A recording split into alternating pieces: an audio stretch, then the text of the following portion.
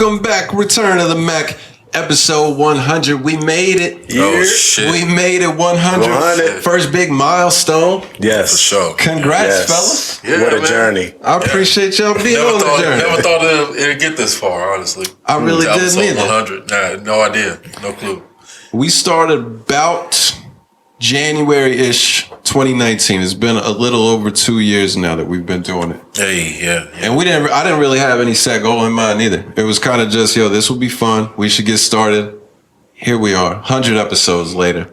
All the listeners that have listened, shared, and all the other good stuff, we really do appreciate y'all. And hopefully keep this thing rolling. We had 200 soon. Yeah, 200, man. Yes, hopefully we'll double everything by then. You feel me? At least. I like that. For sure. Yeah. For sure. I like that. Yeah. Like that energy. I got to tell you, one of our loyal listeners told me that he's also a loyal JBP listener. Yeah.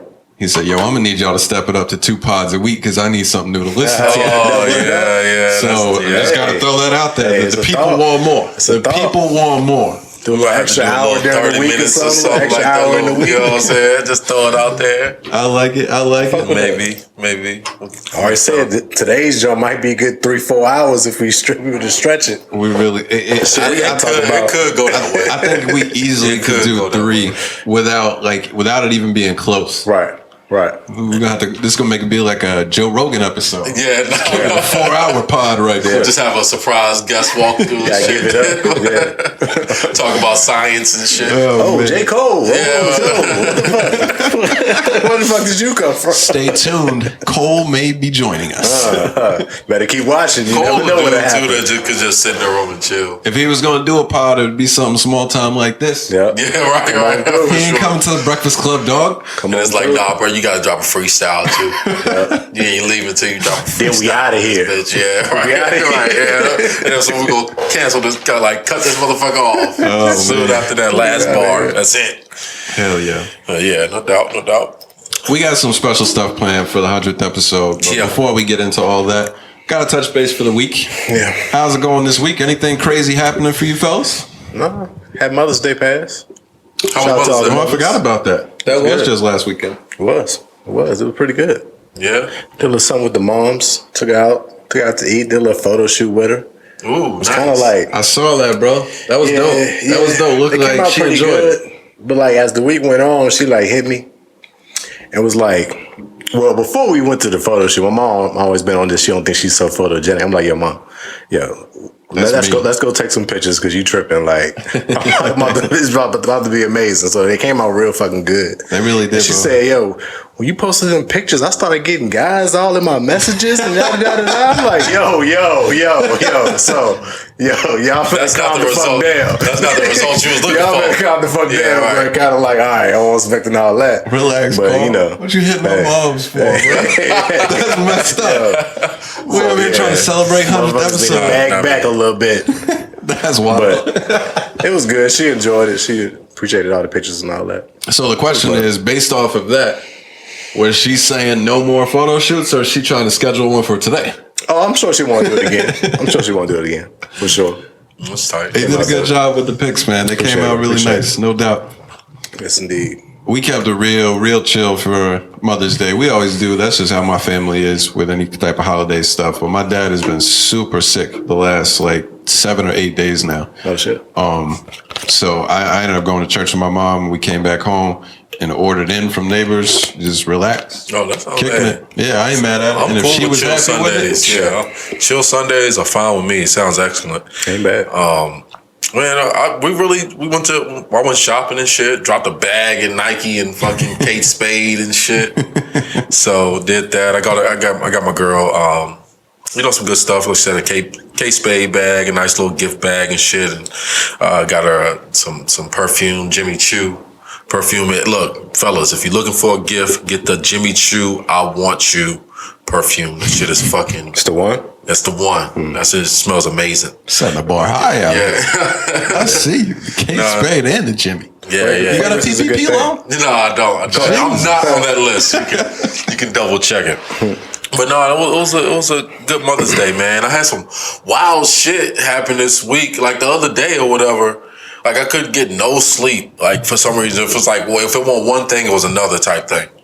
Well, let me ask before you get to that. You take a few moments to yourself? What, for my birthday and shit? Yeah, no, for Mother's Day.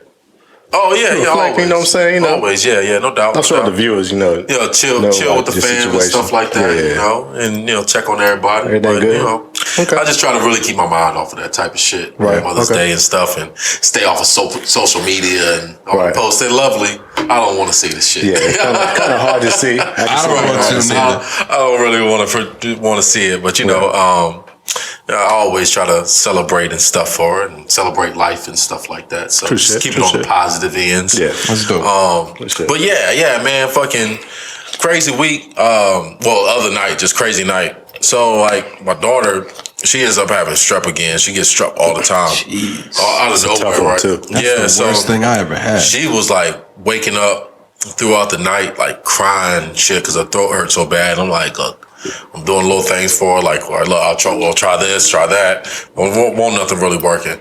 So I was up pretty much every hour. Luckily, that's the same night. I think it was Friday morning, so it's the same time that Cole and Kodak dropped. So I got a chance to listen. I was like, shit, I'm up anyway, so I can just listen to these Jones while I'm up. Right. But it got to a point where I finally was like just going back to sleep. I think it was around like 1:30, 1:45 or something like that. Like just going back to sleep. This was the first time I was waking up. And then my dog starts going fucking crazy. I'm like, yo, man, what the fuck, man? You gonna wake up everybody in the house. But he's going crazy like, he only goes crazy like he was going at that time when somebody's at the door. I'm like, all right, let me just check outside, make sure ain't nobody outside and shit. Yeah. So I'm going down the steps and the fucking screen door is open and I can see in the glass above the door and shit, somebody's at the fucking door. What? Yeah, somebody. What time is this again? It's like 1:40 in the morning. Somebody's at the fucking door. Get the strap. Yeah, so I pick my gun up. You feel me? I pick my gun up and shit, and then I go to the door and I'm like, I look in the glass again. I'm like, oh, this is a nigga. This is a dude. He got a hood on and shit. Like, all right, I don't know what time you on. You know what I'm saying? Yeah. Of course, I'm not gonna open the door. You feel me? Because if I open the door, then I'm going to put my pistol in your face. I don't want to have to do all that to you. So I said, who is this? Through the door and shit, and he's like, it's Jordan. Is Shakiva there? I'm like, you got the wrong fucking house, bro. He's just man. Yeah, he was just like, yo, man, wild. Right. He was just like, my apologies. And just walked off. And I'm like, bro, that could have went a whole different way. It could have just went a whole different way. And it's like, who does that? Who knocks on somebody's door at 1:30 in the morning? Like, even if you clearly he was coming for a booty call or something like that, a sneaky link. But like, bro, this is fucking 2021. You send a text message. You call. You say I'm outside. Yeah. You don't fucking knock on the door. Yeah. That's wild. Fucking wow. I was like, and then from that point, I'm like, yo, I gotta fucking move. I gotta get the fuck up out of here. There's too much shit going on. I gotta get the fuck up out of Needless to say, we've been looking at houses and shit. We pretty much started the process of, So I mean, probably within the next 6 months to a year, I'll be in a home. House? Yeah. That's dope. All right. That's definitely dope. looking at houses. Hey, getting the fuck up out of there. Yeah, pissed me off though, man. And from the rest, I pretty much didn't get no sleep the rest of the night and shit though. But I mean, it's like, wow, like, yeah. I really thought I was gonna have to shoot somebody. This is my thoughts walking to the door, like, man, I'm gonna have to pop this try breaking your car, motherfuckers fuck with you in the middle of the night. I gotta go. What's going down? I gotta get the fuck up out of here. 2 strikes, man. This is a decent neighborhood. Yeah, right. I definitely know how that shit goes. This is a You don't decent feel completely secure in your area at all times. It's like, all right, bro, I shouldn't have to be feeling like this at home. No. Nobody should be knocking on my fucking door. Yeah, for sure. Yeah. That's wild. That's it. That's a wild story. Yeah. I didn't have nothing. Nothing happened. Nothing exciting has happened my week. It was a good week, but nothing crazy. Same old same. Yeah, true shit. Same for me. Finished my last day of work yesterday. That's a solid news right there. Me too, bro. Me too. For a little bit. For a little bit. Too. Y'all get gas? Y'all fill y'all tank up, man? Nope. All right. I got gas last Sunday, and then all the shit started to go down during the week. I'm like, I don't need gas. Today I need gas. ain't shit open. Really? Ain't no pumps open. Well, I ain't found none It's yet. still going down? But I ain't really looking either. I'm like, maybe it shit didn't die down. Can't find no pumps up. Did you try Sheets? I didn't go to Sheets. Try Sheets. Sheets jumping. Sheets always got gas. Probably go to Sheets. That's what I feel like. Probably They go got too Sheets. many pumps. They built for this shit. I feel like usually everybody's got a gas. Right. That's true. Exactly. It's not a regular So I was situation. thinking, like, anyway, all the pumps out. Every with Well, like 2 or 3 gas stations. Like, The nuts thing is, it's like we're clearly causing the gas shortage. Yeah, that's Like what it this is. Motherfuckers are going crazy with the way that they're filling up their gas. Like, I thought people were joking when somebody had told me that they saw people putting gas in a bag. And then I saw the pictures and I was like, yo, this is real. And then I've been seeing people with storage containers, regular ass Tupperware containers, you would put food in, filling up 15 of them. and I'm just thinking, like, how are you getting the gas out though? What's your plan for getting it out of that? There is no plan, bro. Right? There is What's no the plan plan. for you getting that shit into your gas Just tank? like with the fucking toilet paper and It's shit the last exact year. same It's thing. like what the fuck? There's still motherfuckers with toilet paper at their crib Probably now. so, right? From all of that shit. Next week, I'll buy any gas that any of y'all that's stocked up want for $1. Once it goes back to fully normal next week and you're stuck with bags full of gas, Yeah, you gotta get that buy shit it off for $1 if you can put it in my car. Stupid people. Stupid people. I'm not out of gas right now, but I don't go anywhere. We're working from home still. I literally go nowhere. Same, so man. I'm not Especially, particularly man. concerned, especially since it's supposed to be back to normal relatively soon. It sounds like the issue has been addressed. Now it's just like a Didn't restock. they say there's something about like something was hacked or something like that? Yeah, it was somebody had hacked and put a malware on the gas lines, whatever, and they paid the ransom. Yeah, Paid I heard $5 that. million ransom to get it back up and going. Well, that's not that bad. Though. $5 million. That's a power move. That's insane. To me, that's insane. That's somebody like I want to see the documentary about this shit. Right. Like 10 years from now, But 15 years from now. my thing is, why would you not do it again next week? Right. If you're those people, or if you're somebody else that knows how to hack and do this, they've already showed that they'll just pay up. There's no way that they don't get attacked again. You set a precedent that if you attack us, we'll give you money. Put them in a tight spot. Yeah. You know, people need gas. These shit's off. Motherfuckers going crazy. I need this gas Going back crazy, on. man. It's just nuts. Crazy. I mean, the bigger thing about bigger than the gas shortage is the Chick-fil-A sauce shortage. I heard about that That's too. bigger than gas. All right, we I hear about got a this. theory on this though. They started selling the shit in the stores. They overextended themselves. Oh yeah, maybe They that. gave too much to can't Kroger buy and the the stores store. where you can buy the full bottle that now the actual Chick-fil-A stores are running short. I guess that's what people a have to problem. do because a problem. they say one sauce per item, so it doesn't really matter what you get. If you get a 12-piece chicken nugget, you get one fucking sauce. Just Chick-fil-A sauce. What you mean?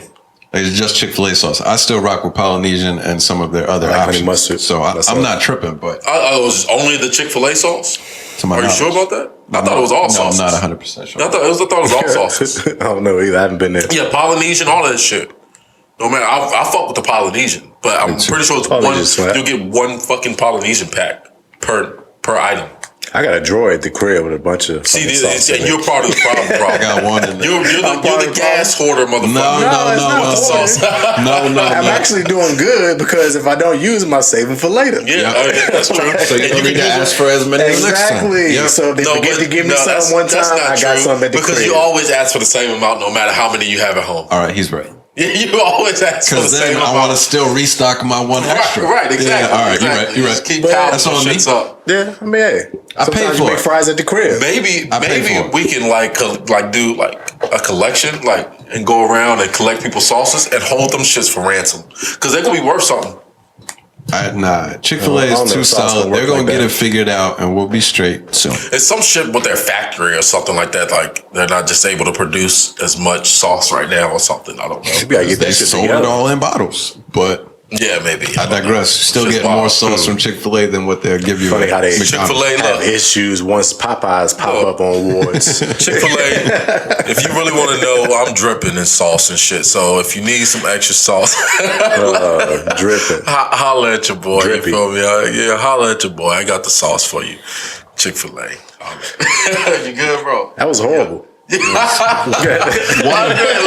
He saved the 100th episode to have one of his worst moments of all time. Yeah. What? And now we've got that. What else can I say? Now that? we're experiencing What that. other opportunity would I have to say that? I think that's the point. Is you should never say it. It should never be. Bro, I'm not missing my moment. Dripping in because sauce.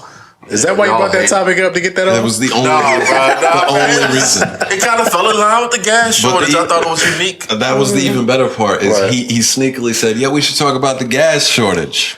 Oh, you went that deep. Bro, with it. bro, levels. First of all, that came off the top. You know what I'm saying? I just got them bars and shit. Don't be hating. You know what I'm saying? All right. Speaking of bars, Speaking of bars. Speaking of, do we want to get to the main event? let's fucking Get to it do early. it. Let's make it happen. Let's do it. All right, so what we ended up coming up with as our game plan for the special 100th episode is we decided, Moss came up with the idea, actually. Came up with the idea. Kinda stole it, but, you know. It doesn't matter. Take the credit, It's man. us, man. Take It's the us, credit, man. bro. It's us. We here. It's him. We him. Gonna do We them. a rapper bracket. We've got 32 rappers, Was it Mac Madness? kind of 34, but we've come up with a rapper bracket. The general criteria that we tried to follow, we did 4 regions. We got the East, West, South, and Midwest. And we tried to keep it to current active rappers so that we're not just doing a Tupac versus Biggie list. Right. We criteria tried to keep it to, obviously there are some rappers that'll put out a song from time to time, but we really tried to focus more on people that are actively putting out regular music. So the majority of the list are younger guys. There's a few vets in there that are still doing their thing. But that is what we've got. We got the bracket. And another little general backstory of how we're going to try to do this is we came up with a few criteria that we're going to keep in mind. Yeah. And it was going to be recent catalog, features that they've been a part of recently as well, actual skill set, and popularity were kind of like the 4 main things. Obviously, some other stuff is going to go into it. Right. But we're going to try to do this so that it's not just a personal preference. I like this, you like that. Vote on each matchup. Best 2 out of 3 moves on to the next round. Yes, indeed. Let's do it. Anything else? The Mac Think we fucking covered? bracket. Yeah, we're covered. We have a play-in. We do. As well, too. So the one Have a issue that we play-in. came across is The South. the fucking South is just loaded. Loaded. This what was it is. incredibly difficult to put together to the list A anyway. lot of guys had to get left off. Yes, a lot of people Lot were of- on the list and had lot to of be legends. crossed out while we were getting them down to the 8 per region. Yeah. And we just decided the South was too loaded. We've got 2 play-in games. So there's 2 extra. We actually have 10 artists from the South. Yeah. We're going to do those first. So let's get right to those. Let's get What's the it. plan? What we got? What's the matchup? The first matchup of the play-in tournament, if I remember correctly. I don't want to try to remember correctly. I have this written down. 21 and Thug and I believe that is correct. Travis. The number 1 seed of the play-in 4-team tournament was Young Thug. Okay. Sorry, forgive me. Forgive me. Young Thug and 21, or was it NBA? Young Thug is the number 1 seed. 21 Savage was the 4 seed. Okay, all right. So let's put it on the table. I think if we have a consensus, then we won't need to go too deep into making our case for the artist. So what would be your choice right from the jump? From the jump, I'm going 21. Off the bat. I expected you to go Thug because I know. got 21 as well. I know. I'm probably the only one that would hold down Thug in this situation, but it's 21. 21 21's been so consistent for me since day one that I got to give it up. Okay. I got to give it up. Not a huge 21 fan. I do didn't- like him in small doses. I like features. I like a few singles. I also went 21. I just don't hold Thug in super high regard as an individual artist. So Doug's great though. I'm not gonna let you just. I don't mean to be He's been around disrespectful. for a while. He's put out a lot of great music. He's influenced a lot of these little guys out here. Influence for sure. You know, still give it up to Thug, but 21 is on fire right now. I went Thug with this one. Get the Ooh, fuck out. wow. I went Thug with This this. guy Wow. tried to replace Thug Wow. when we were listing the names. You probably just flipped that just now, didn't you? No, Yeah, no, I didn't. what you saw us go the other way? No, I went Thug with this one. I'll give you my reasoning after we do this play-in thing. Okay. But after we do the next matchup as well. But I went Thug on that one. Okay, so you want to hold your reason? Yeah, a little bit. Yeah. Okay. So the second play-in matchup, we had Travis and Travis NBA. Scott as the 2 seed and NBA Youngboy as the 3. Now, I'm personally not a big fan of NBA Youngboy. but I know he's one of the biggest fucking artists out here right now. Certainly is. But he's not bigger than Travis Scott. That is the So truth. I have to go with Travis. Travis got to win this. Same here. To be honest, the only reason I considered not having Travis win that matchup is because Astro World was 2 years ago, I believe. Yeah, and there hasn't really even been features, not very many features at least. There hasn't been much of a presence the last 2 years outside of marketing big name brands. Yeah. But I'm going to go Travis as well. Yeah. I'm going to have to go Travis on this one. And I really don't consider Travis a real rapper. I think he's a great artist in general, just as far as like producer and stuff like that. And like a great artistic mind.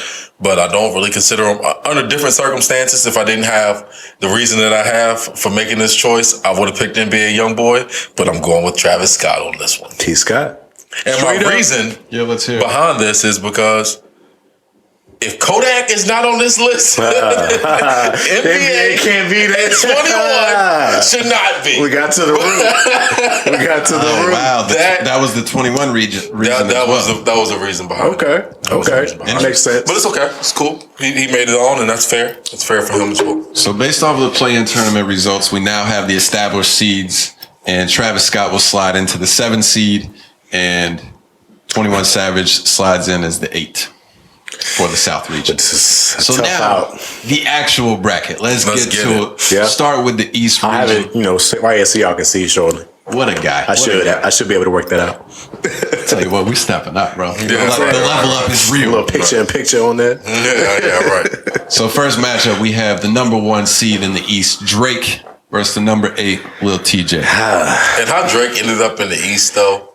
Because he's East. Yeah, I mean, it's fucked up. Northeast. It's really fucked up for Lil TJ. Yeah, it's really fucked up for Lil TJ. It's like, damn, this is your first matchup, TJ. You it's really fucked making up. your little mark in the game right now. It's Drake in front of you. Like, his popularity has grown crazy because he's got a couple radio singles right now and it's going stupid. That Call on My Phone, he's going up. The one with Pop Smoke. He's definitely going on. up. So his popularity is definitely growing. I think he grew on me a little bit. I like his last project, that On the Squad, On the Gang. That's my fucking that's shit. A hard job. That's my shit. I bump that shit like all the time. So sorry, Lil TJ. That's my guy. We don't even have to do no explaining for this, bro. I think we should consider doing this annually from this point forward. I like that. As a May Madness type situation. Hey, what's so up? It's possible that TJ puts out wild stuff next year and earns a higher seed, doesn't get matched up with Drake right That's after what that. We know It's the matchup. certified lover boy might flop. Yeah. I'm expecting. You know what I mean? Probably not likely, but Come on, bro.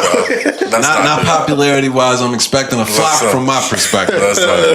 We'll keep it moving. All right, Drake on. I think the second round is a tough matchup here. Benny the Butcher as the 4 seed, Pop Smoke as the 5. Pop Smoke. We almost didn't have Pop Smoke on this list. I was opposed to Pop Smoke being on the list because of him not being active. I understand that he has music still coming out, but you can't actively be a rapper if you're not actively living, in my opinion. You can have holograms and shit, bro. Not in my opinion. 2021. But I mean, this project still doing numbers a year later. I think you got to go Pop Smoke versus Benny the Butcher. Pop Smoke got the popularity by far. I think he got the versatility as well. Just overall, I feel like, of course, Benny's going to beat him. Is just like the skill set. Benny clearly takes, but I think Pop Smoke, like as the full package, is an easy one over Benny. Okay. What you got, Moss? I must beg to differ. I'm gonna be the deciding vote. Pop Smoke has the records, had a great debut album, hit records, all that shit. But the growth that I've seen from Mr. Benny the Butcher in the last 3 to 4 years, probably, of him coming out and just taking the game by storm his way on just some straight rap shit. Not needing a single, not having to have something take off. And he's made his mark doing it his way, just doing some straight up rap shit, which we don't have a lot of people doing out here. A lot of people say that shit is out of here. He shouldn't be able to do it.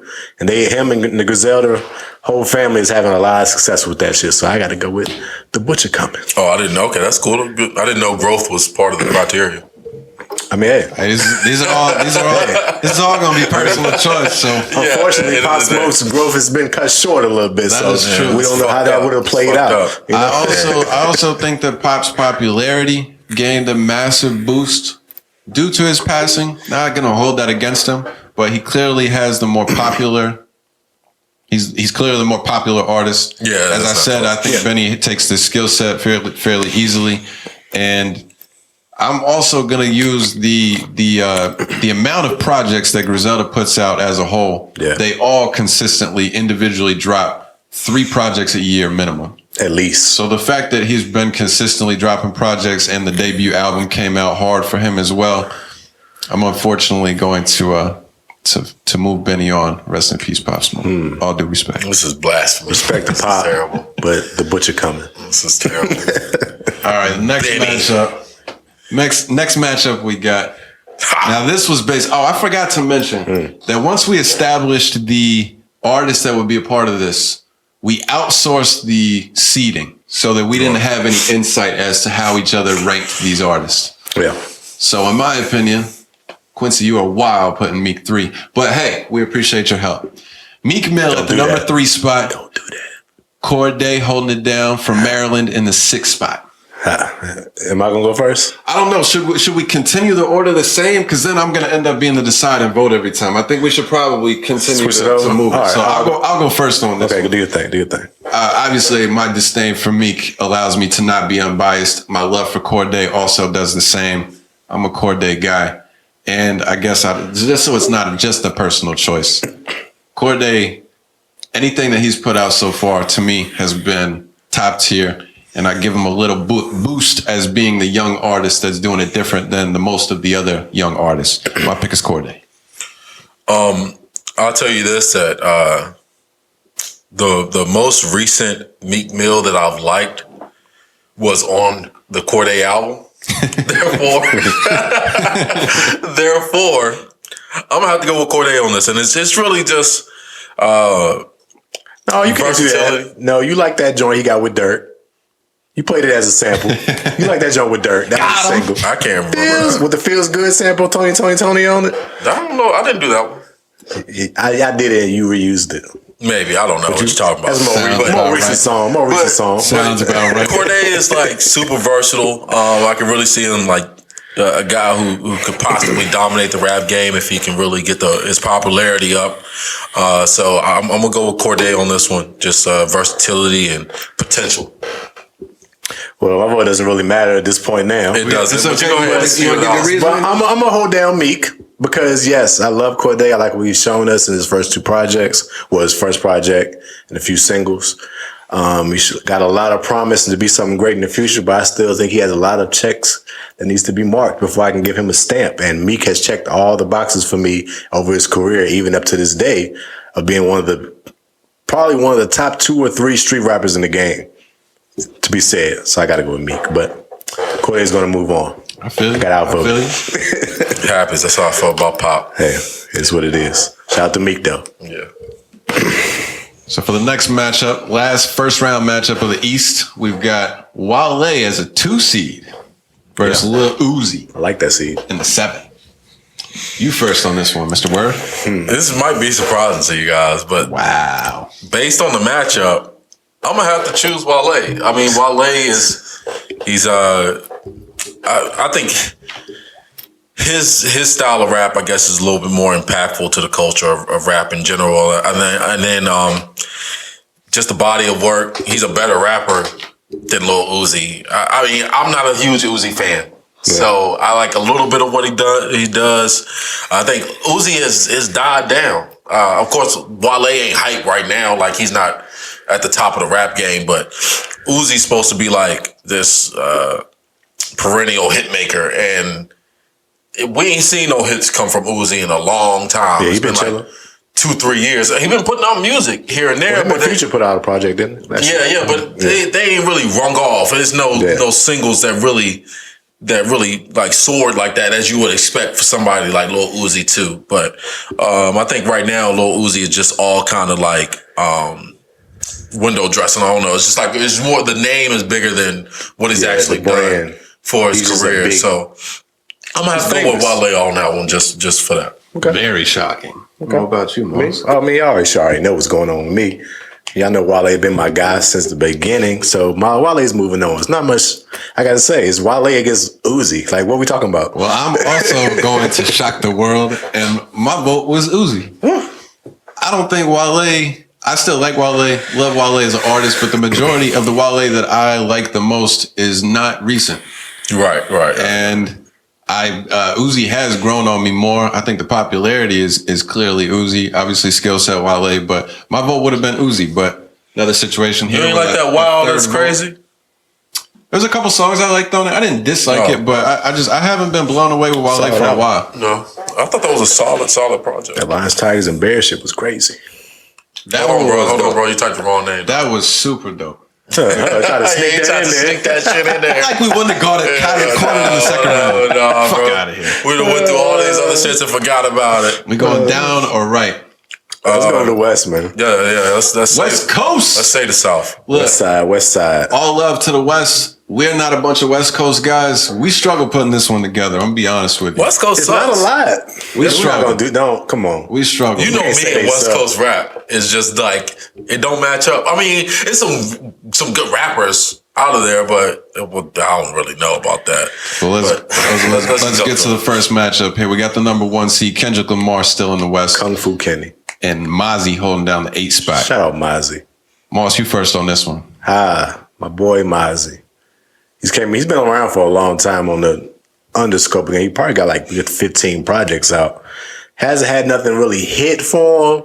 He's still just staying in his lane. He has a couple good singles, but he got a long way to go, I think, before he hit. Maybe he just has to hit one because he's had a long career. Yeah. Got a good catalog. But I fuck with Mozzie, but it's Kung Fu Kenny, man. He ain't pushed it out in about 3 years now? We're still waiting. I think it's more, but I don't even know. I think he needs to go ahead and drop something, but I'm going to give him a slide right now and get him past Mozzie just because it's Kung Fu Kenny. Well, I'm going to get hated, but I don't care. I'm a bit irritated with Kendrick Lamar at this point. He doesn't put out music. He doesn't do features. He's not popular at this point other than his name gets thrown in that top 3 category. I'm pulling the Cinderella upset 8 over the 1. I'm riding with M.A.C. Oh, wow. I don't want that to only be Kendrick based. I also think that M.A.C has found his lane and started to make more noise. I didn't know about him back in a lot of his early music, but the stuff that he's been putting out recently, I love. Had a few features that I really liked. I'm rocking with M.A.C in the surprise upset. Oh, wow. So it's on me. It's on you. You don't know what I'm going to do. The infamous Kung Fu Kenny hater. You don't know what I'm going to do. So, we all know I'm not a huge Kendrick Lamar fan. I respect his talents and what he's done in the rap game, but Kendrick's just not for me. I don't see what everybody sees as this, I don't know, legendary rapper per se. They say he just hasn't missed. M.A.C, I like his music overall. I think he's got like a real Nipsey Hussle kind of vibe to him a lot. And so just the deciding factor here is going to be the fact I'm going to go with M.A.C. Wow. And you know why? Wow, the fucking upset. the fucking I'm going to go with upset. M.A.C because M.A.C is still putting out music currently. And shout out to Lil Papa. M.A.C has a song with Lil Papa. And Polo G. So, you know what? Shout out to the real. Sheesh. Shout out to the real. Kenny out of here in the first round. Sheesh. I hope that Kendrick Lamar wins this tournament next year. I hope he does. If he puts out music, he will immediately be right back at the top for me. He'll be right back up there. You cannot just leave and not do any music and keep getting rated as high as he does. Wayne Man when Cole does it. There's a difference between taking a year and a half off and putting out music, which has consistently been the case. Even up to 2 years, I can let it slide. We're on 3+. Right. That's too much. That's too much for me. Yeah. And Cole's been giving us features in between this last recent time. So we don't. It's just different. Last time we seen Kendrick was on Power. Exactly. Yeah, he was a crackhead. Hey, yeah, right. He played a good role though. He played that shit good too. He did. That shit was solid. A little too good. Maybe that's what he up to now. We'll do a rapper actors bracket, and he might win. Yeah, he might win that. No, Drake got him. Kenny out of there. It's crazy. All right, let's move Next on. matchup, we got Reason in the 4 seed versus D Smoke in the 5. Oh shit. Who started the last one? I'll go with this one. You did. Yeah, I'll go this one. You started it last. I did. So this one is on me. Oh, you got it.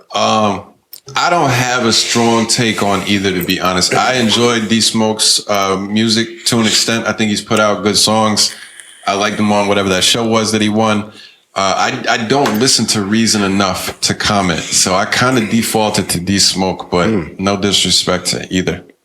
I'm gonna have to go with D Smoke on this one, and it's just pretty much this is putting Kendrick in there by putting D Smoke in there. It's like the same dude. So it's Kendrick's baby. I'm not rolling with that at all. So we'll just go ahead and put D Smoke in there. Kendrick plus Spanish. Yeah, right, exactly. Is that Kendrick plus? I mean, Kendrick did play a Spanish crackhead though. He did. He was Spanish. It's true. So yeah, well, I don't really know anything by Reason. I mean, hey, I fuck with Reason. TDE, he was also from the Kendrick camp, so you could have made that argument too. But D Smoke, Grammy nominated. Not mad y'all picking them. I would have went with Reason. They both only have like one project for each out right now. Yeah, I believe so. So we have to see what each is going to do in the future. D Smoke, first album, Grammy nominated. I'm not mad at that. I would have went with Reason though, but I'm outvoted. I feel you. Next, we've got Tyler, the Creator, as a 3. YG as the 6. 400. Carl, you start this one. It's probably not two rappers that I hate more. I swear. I hate Tyler, the Creator, and all this fucking like, I don't know, like that. I don't know what the fuck he ever talks about. I can't understand it. So the last album was fire though. I think. I mean, he was I don't know. People say that shit, and I think. Like musically, I guess he's okay, but I don't know what the fuck he's ever talking about. I'm gonna just have to go with YG on this one, just because 400. Tyler, the Creator, is so fucking just like yeah, he did. He's so weird to me, and I can't relate to that at all. So YG at least is like somebody I could probably hang around. I'm not gonna hang around Tyler, the Creator, because he's one of the people who do weird shit to you while you sleep and shit. Future. So I don't want to. So I'm going with YG on this one. Yeah. What you got, Moss? All right. Never really been big on Tyler, but this last album was pretty phenomenal to me. It's a very cohesive project. Sounded really fucking good. He showed me a different level that he can take it. Oh my God, YG, been consistent since My Crazy Life for me. He's always got a banger, always got a single almost every other year. That's facts. He's always got great features. He's worked with Nipsey Hussle a lot over his career, and you know how much I fuck with Nipsey. So I gotta go with YG for this, man. Get him past Tyler. This is another one I don't have a strong take on. I don't care. I was gonna roll with whatever y'all voted. So YG it is for me as well. I like some of both of them, but neither one are guys that I would regularly listen to. Okay. So next we had, I thought this was a tough matchup, or at least an interesting matchup. We got Game as the 2 seed and Roddy Ricch holding down the 7. And Roddy Ricch. So this one is on Moss. Ooh, I got to spark this off. Spark it. The Game. The fucking Game. Now, the Game is one of the guys in this bracket who's had a very long career to this point. Put out a lot of classic projects, classic songs. It's that and the third. But he's been kind of cold for about 3-4 years, maybe more now. Game wouldn't have made this list if we had stronger West representation. He probably shouldn't be on the list. No. But he's been so cold recently that I cannot pick him over Mr. Roddy Ricch, who has been on fire, even though he hasn't put out shit in over a year. But I'm sure that shit is coming soon because he's put out a couple singles, did a couple of features recently. So going with Roddy. Let's go, Roddy. I enjoyed Game's last project quite a bit. Yeah. The one where he had the fucked up cover with all the pregnant chicks all over it. But the music was fire. But Roddy is like the next up. Yeah. Facts. And he's, the popularity, the new school, the majority of our bracket is more of a new school kind of bracket. I'm also going to ride with Roddy on this. All love to Game, no disrespect. Great artist, but I think the majority of his accolades are going to be further back than the last 3-4 years. So I'm going to ride Roddy.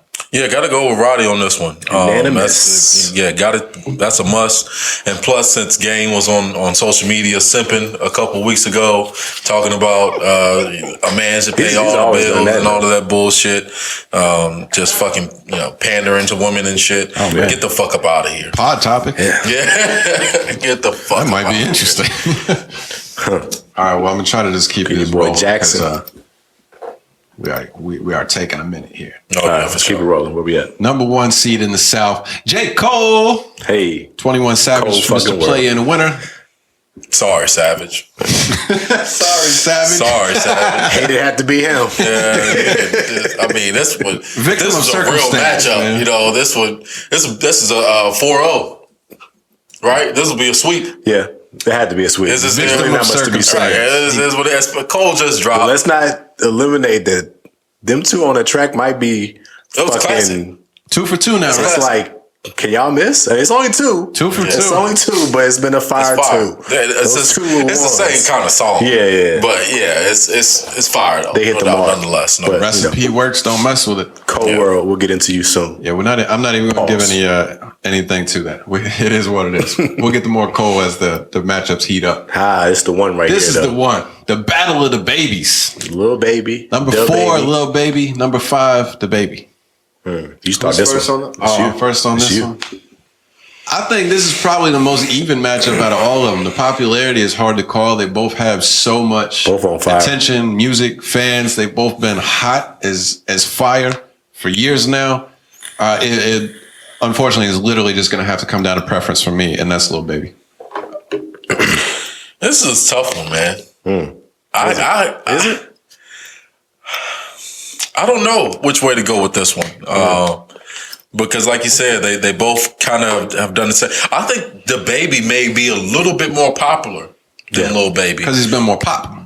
And I think the Baby might be slightly better of a rapper. I agree. As well. Just slightly better of a rapper. What? Because the Baby paints a picture when he spits. I think Lil Baby has more flow. Yeah. Baby ain't said nothing since he put out the one track talking deeply about his brother. He hasn't said nothing since.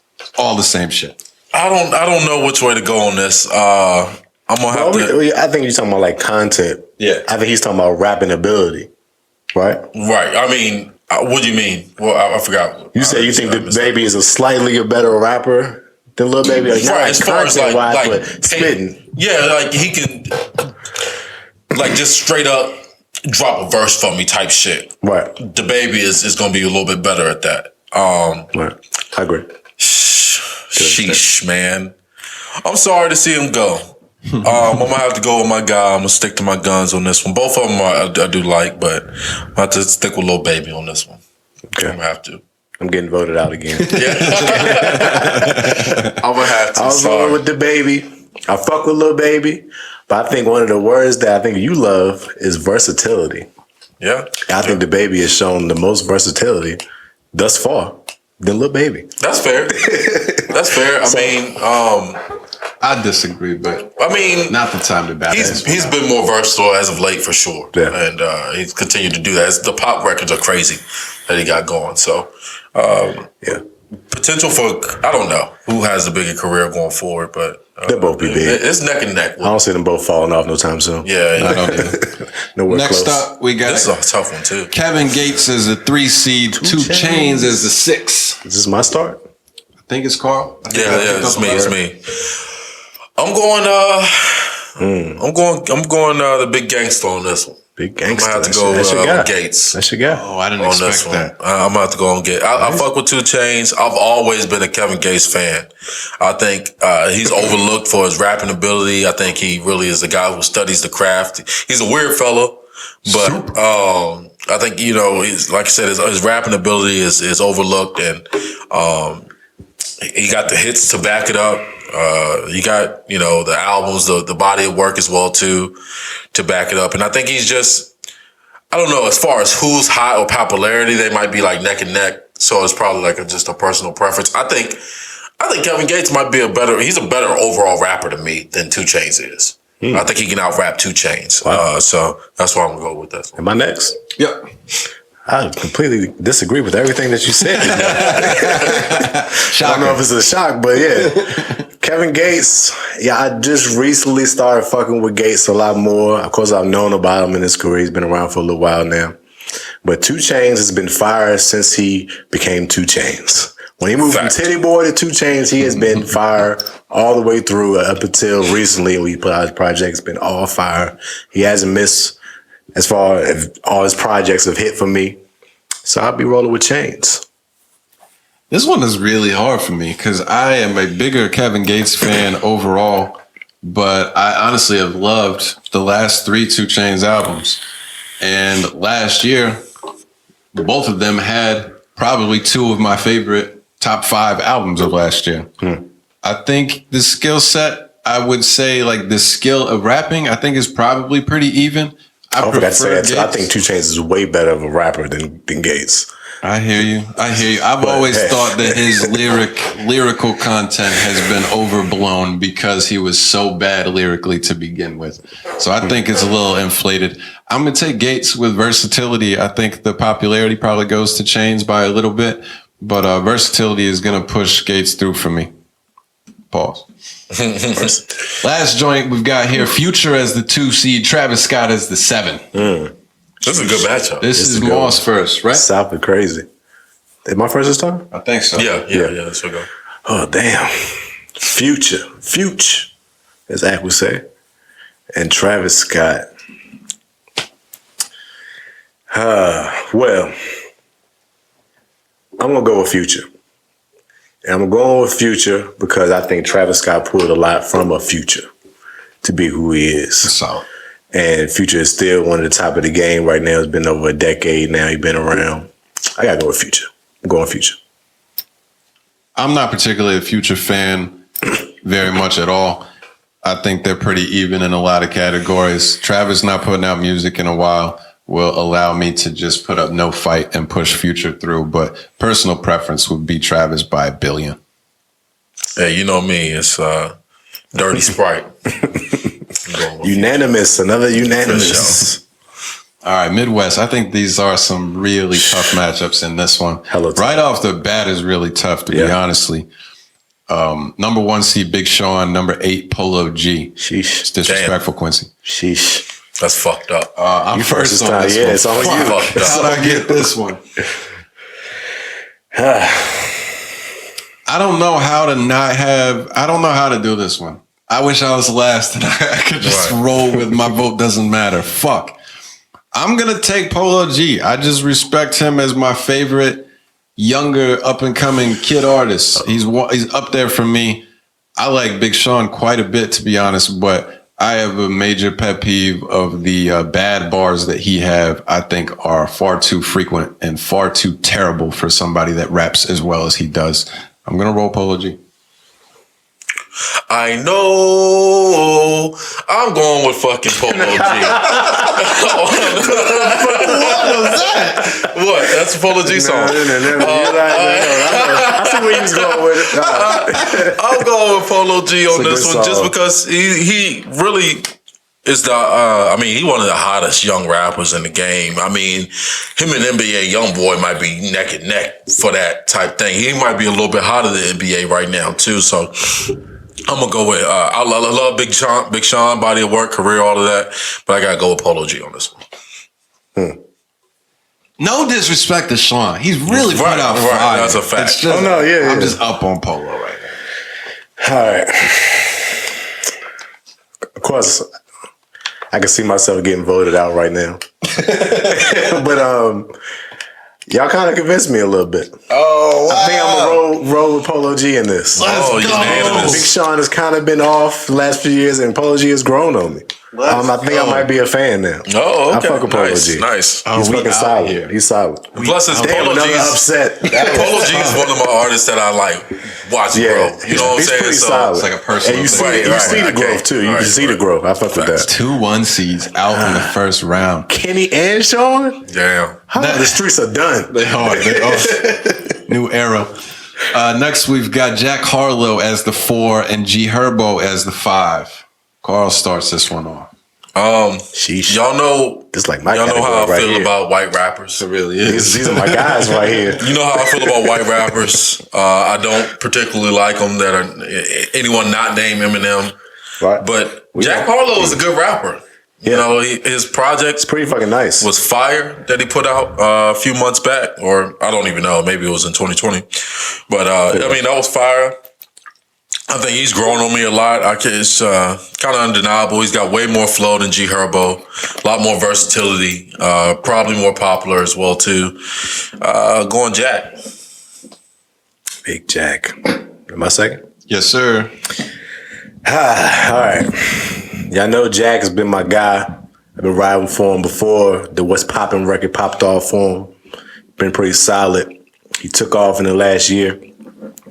But G Herbo's my guy too. And I love seeing the growth in G Herbo. But unfortunately, I think G Herbo has already hit his ceiling as far as content and music and rapping wise. And I see Jack Harlow just continually getting better from what we've seen so far. So I'm rolling with Jack. It's a solid take. Rolling with I Jack. respect your reasoning there. Jack, easy. I'm just not a huge Herbo fan, although he was. My favorite song of last year was on his project. PTSD. So, all due respect. Yeah. Juice Forgot you WRLD fucked made with that that, happen. But Jack for the whites. Hold it down. For the whites, we got one in there. 3 seed, Chance the Rapper verse 6, Moneybag Yo. Sheesh. Am I first on this? Yes. Chance and Moneybag.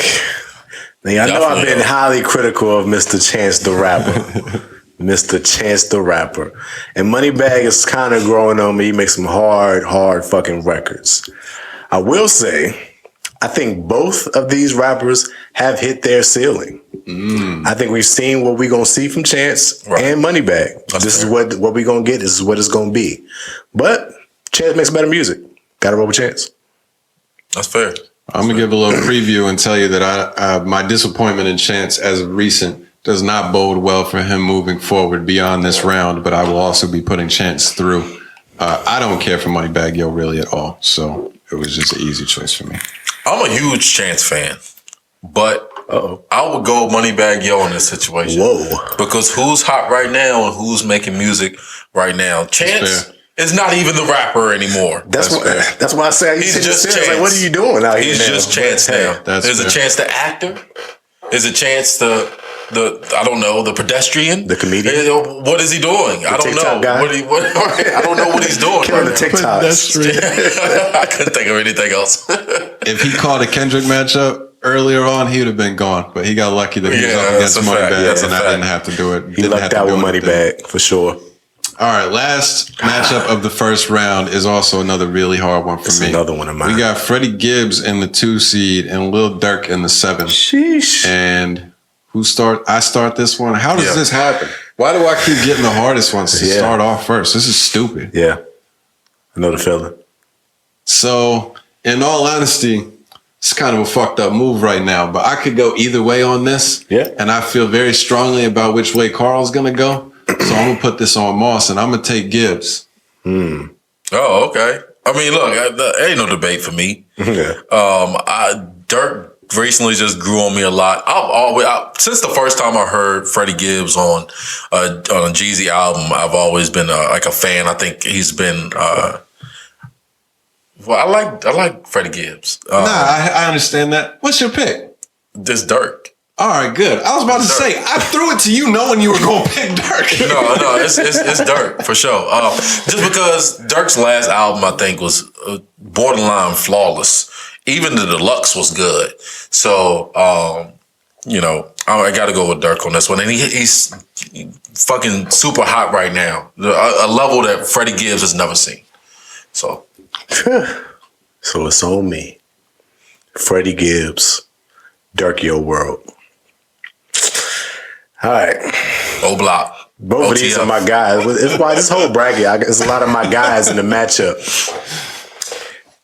Dirk been around for about 10. Both of them been around for about a good decade. Yeah, something you would like that. say. Yeah. I didn't know Dirk had been around that long. He been in the game for Dirk a been minute. around since the Chirac era. How old is he? The drill era of Chief Keef. That was like 2010, 09. Dirk might be like 28, 27, something like that. He might be coming up on 30. I had him in the 24 range. This is all news. No, he's older than that. He's been around. Okay. He's been around for about a decade.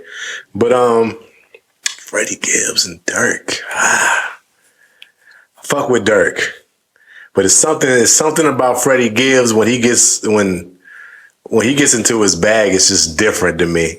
I know he hasn't had one of them crazy records, even though it was Grammy nominated for his album last year. Even though wherever you hold that at, I'm rolling with Gibbs. This is disgusting. I gotta roll with Gibbs. I know it's sad because Dirk is on fire. This one is and disgusting. That's my guy. Outside of popularity.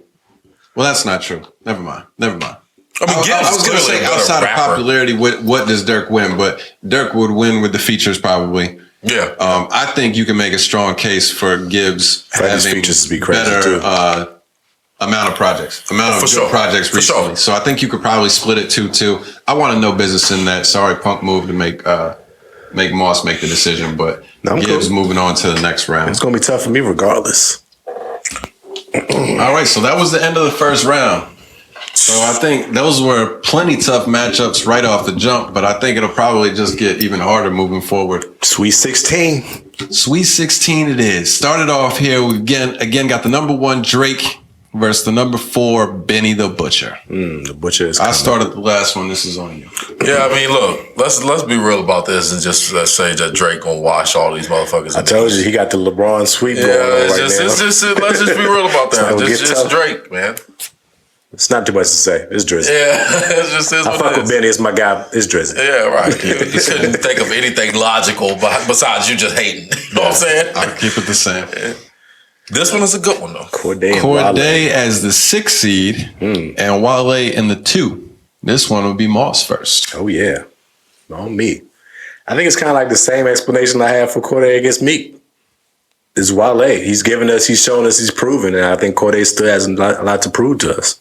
Go on, Wale. I also am going to have the same reasoning for why I have Corday over Wale. I'm going Corday. Definitely. Wale ain't going to last long. It'll take the perfect matchup for Wale. I expected me and Moss to have more that we were similar on, and you were the kind of the one left out. I feel like Moss the one getting left out right now. It's messed up. Hey, it's what it is. In the South bracket, second round, we got number 1 J. Cole and the number 4 Lil Baby. Sheesh. Another good combination on the track as we see. And this is on me again. It is. This is stupid. No, it's on me. You just went first, didn't you? No. I think who went first last round? Oh, I went first. It is on you. Yeah. I mean, I love Lil Baby, but J. Cole. He just put out that heat rock. Right. I think if you really stick tight to the criteria and stuff, you can make a pretty strong case for Lil Baby just off of the amount of work he's done, the popularity he's got right now, and mostly the amount of work he's been putting out, features and not. But it's Cole, man. It's Cole. What do you want me to say? It's a cold fucking world. Yeah. J. Cole. Huge Lil Baby fan, of course. Sorry, buddy. I think we all are. Sorry. Unanimous. Not gonna shake the table. It's unanimous. No need. It is what it is. It gets easier. Cole, on to the next round. Cold world. This one's I might have to get some thought to though. Ooh. Well, good news is you're gonna have to start it. We got Kevin Gates as the 3 seed and Future as the 2. Big 2-3 matchup. Sheesh. This is I can see this being a tough one for y'all. Yeah, I mean, I think Gates is an overall better rapper than Future. Future is overall just more popular. I'm going to go ahead and go with Future on this. I'm going to go with Future on this because I just feel like, I don't know, his name holds a little more weight. Future could drop something today. It's going to do numbers regardless. I'm just going to go with Future on this one. It can really go either way for me. So I'm picking Future. Am I next? I don't like that face he just made. He's up to something. Gates and Future. You know it's Future, bro. Don't waste no time. Dirty Sprite, bro. It's fucking Future. Yeah, it's Future, bro. It's Future. This is what it is. It's Future. It is what it is. It's got to be Future. Future's not riding off of his old music. You over here going Dirty Sprite. That is not within the last 3 or 4 years. Well, he got a recent song that's got 1 billion views on YouTube. So he's got the popularity. You got 1 billion views is something that rappers don't really scratch like that. Like, of course, Drake's on the song, but still much like that. I'm just saying, but I mean, and I really enjoyed that project too. He's done a lot of features. He stays consistent enough, even when he hasn't put out a project that you still And hear who's from. given consistently bad? We wouldn't have some of these rappers that we have today without Future. Yeah. And I can't say the same thing about Gates. So that's because they can't do what he does. I did it again. You did it again. You tried to sneak that shit in. That's what I'm thinking, man. Stop, bro. You're a cheater. Sorry, Future Gates. moves on to Sorry, the next Gates. round by a Ooh, this incorrect next round gonna be decision by the crazy. podcast. Sorry, guys. Yeah, see, this is the one that I had in mind earlier when I told y'all based off of the first round, Yeah. the second round could end up moving somebody farther than I would ever expect them to go. That's a fact. And I'm talking about Mozzie, the 8 seed, versus D Smoke, And the 5. D-Smoke. Both the upset. Well, one of them was an upset. You wouldn't expect neither one of them to move forward beyond one Can't round. believe y'all. This is you first. Oh, shit. Good God. Yo, I'm just thinking about how far these motherfuckers about to make it. Right? Yeah. Not that far. Not much longer after this, tell you that. Mozzie and D Smoke. I mean, what the fuck can I say about these two? I'm going with Mozzie. That's crazy. He shouldn't be this far. I'm going with Mozzie though, because I really don't like D Smoke that much. He's great. He's a great talent, but he hasn't. I'm not really a fan. I'm a fan of Mozzie. I fuck with Mozzie. Every year there's somebody in the tournament that gets hot at the right time or just catches a favorable matchup that turns into a favorable It's fucking matchup. Mozzie right now. So Mozzie pulled the major upset on Kendrick in the first round. Which is why I do not agree with that. And he had another 9 top 5 conference team pull the upset as well. So he's playing Dayton or something like this. And Mozzie is going to continue to move forward over the Shout out to Mozzie though. Mozzie, if you like what he does, I could see him being like one of your favorite artists because he kills that. Yeah. He's not going to give you the full versatility, but he stays in his lane. Big Mozzie fan. Mozzie's moving on, but did you agree or were you going to go different? Mozzie, man. Oh, that's what it is. Unanimous Mozzie again. Mozzie and going to be in the Elite 8. That's wild. That's wild. That's wild. Hey, like I said with the tournament, the Elite 8 is not the top 8 teams usually. Yeah, it happens to be matchup. He's in a favorable conference. He is. That's just what it is. It's the conference that he's in. He got a 1 seed coming off an injury. That's what happened. That's what happened. All right, next up we've got YG was the 6 seed and Roddy was the 7. So also gang some violence. upsets. Blood from Buster Big Crip. Yeah, that's true. Gang violence. I'm first on this one. Yep. Oh well. I guess we crippin' then. No, Big Crips. Roddy. Roddy's it. I think Roddy again. He's kind of coming off. He could fall victim to the fact that he's not consistent enough with putting out music or being present on other features and stuff. He's got a few here and there, but the work that he put out versus the recent work of YG, I think moves him on forward. Roddy Ricch for me. Give me the Little Big Stepper. Little Big Stepper. Give me the Little Big Stepper. I'll take Roddy Ricch. This is a tough matchup for DJ Mustard. Yeah, right. Yeah, exactly. I'm getting voted out again because I'm going with YG just based off that terrible feature that Roddy did on the Khaled album. That's the most recent thing we've heard. That is a tough. that would be enough to get us somebody he voted had the out. worst bar of the year. It's like a layup. How you fumble that? But hey, ostrich and a lobster. Roddy She give moves me on. head like ostrich and a lobster. Yeah, I still don't know what that means. No clue. What the hell are you talking about, Roddy? We don't understand. This is why you gotta stay consistent. You keep getting better. You can't just stay in. Whatever. Roddy moves on. Midwest number 1 seed Polo G versus Jack Harlow. It was another tough one. Who's on this one first? It's word. Give me the Ralph Lauren Gangster. Is that a thing? I get what you're doing, but is that a thing yet? It's not a thing. I get what you It kind of should be. I think it should be. Give me the Ralph Lauren I like Gangster. that. That's funny. I know what you're doing. Polo and Jack. I'm gonna put the pressure on you again, and I'm going with Jack. I'm going with Jack. Well, The suspense. little do you know, the pressure does not get to me. I am not loyal to the whites. Not loyal to the white. I am loyal to the better of the two. If you're white, cool. If you're not, you're not. Polo G moves on in a landslide. It was a blowout victory. Oh shit. Damn. Polo G got hot from three, and Jack just couldn't play defense. We saw that in the matchup. Yeah. Can't play no defense, man. Polo G, baby. Hey. Last of the second round, Chance the Rapper versus Gangsta Gibbs, Freddie Gibbs. Sheesh. I gotta start this one again. Solid matchup, yeah. God. Chance and Gangsta Gibbs. Midwest Killers.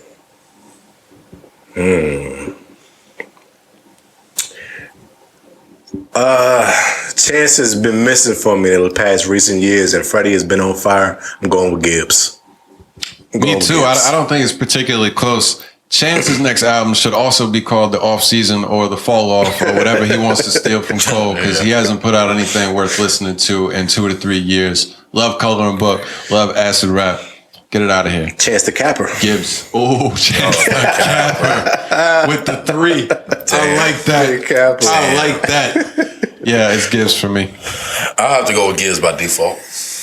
Okay. Because of the absence? Yeah. Would you have gone differently if it wasn't already 2-0? I'm a huge fan of Chance. So, yeah, if he had some recent projects for us to dive into and dissect and stuff like that, then he would have had a chance, but Chance doesn't. Oh, would have had a chance. I the like Elite that. 8. The It's Elite getting 8. tight.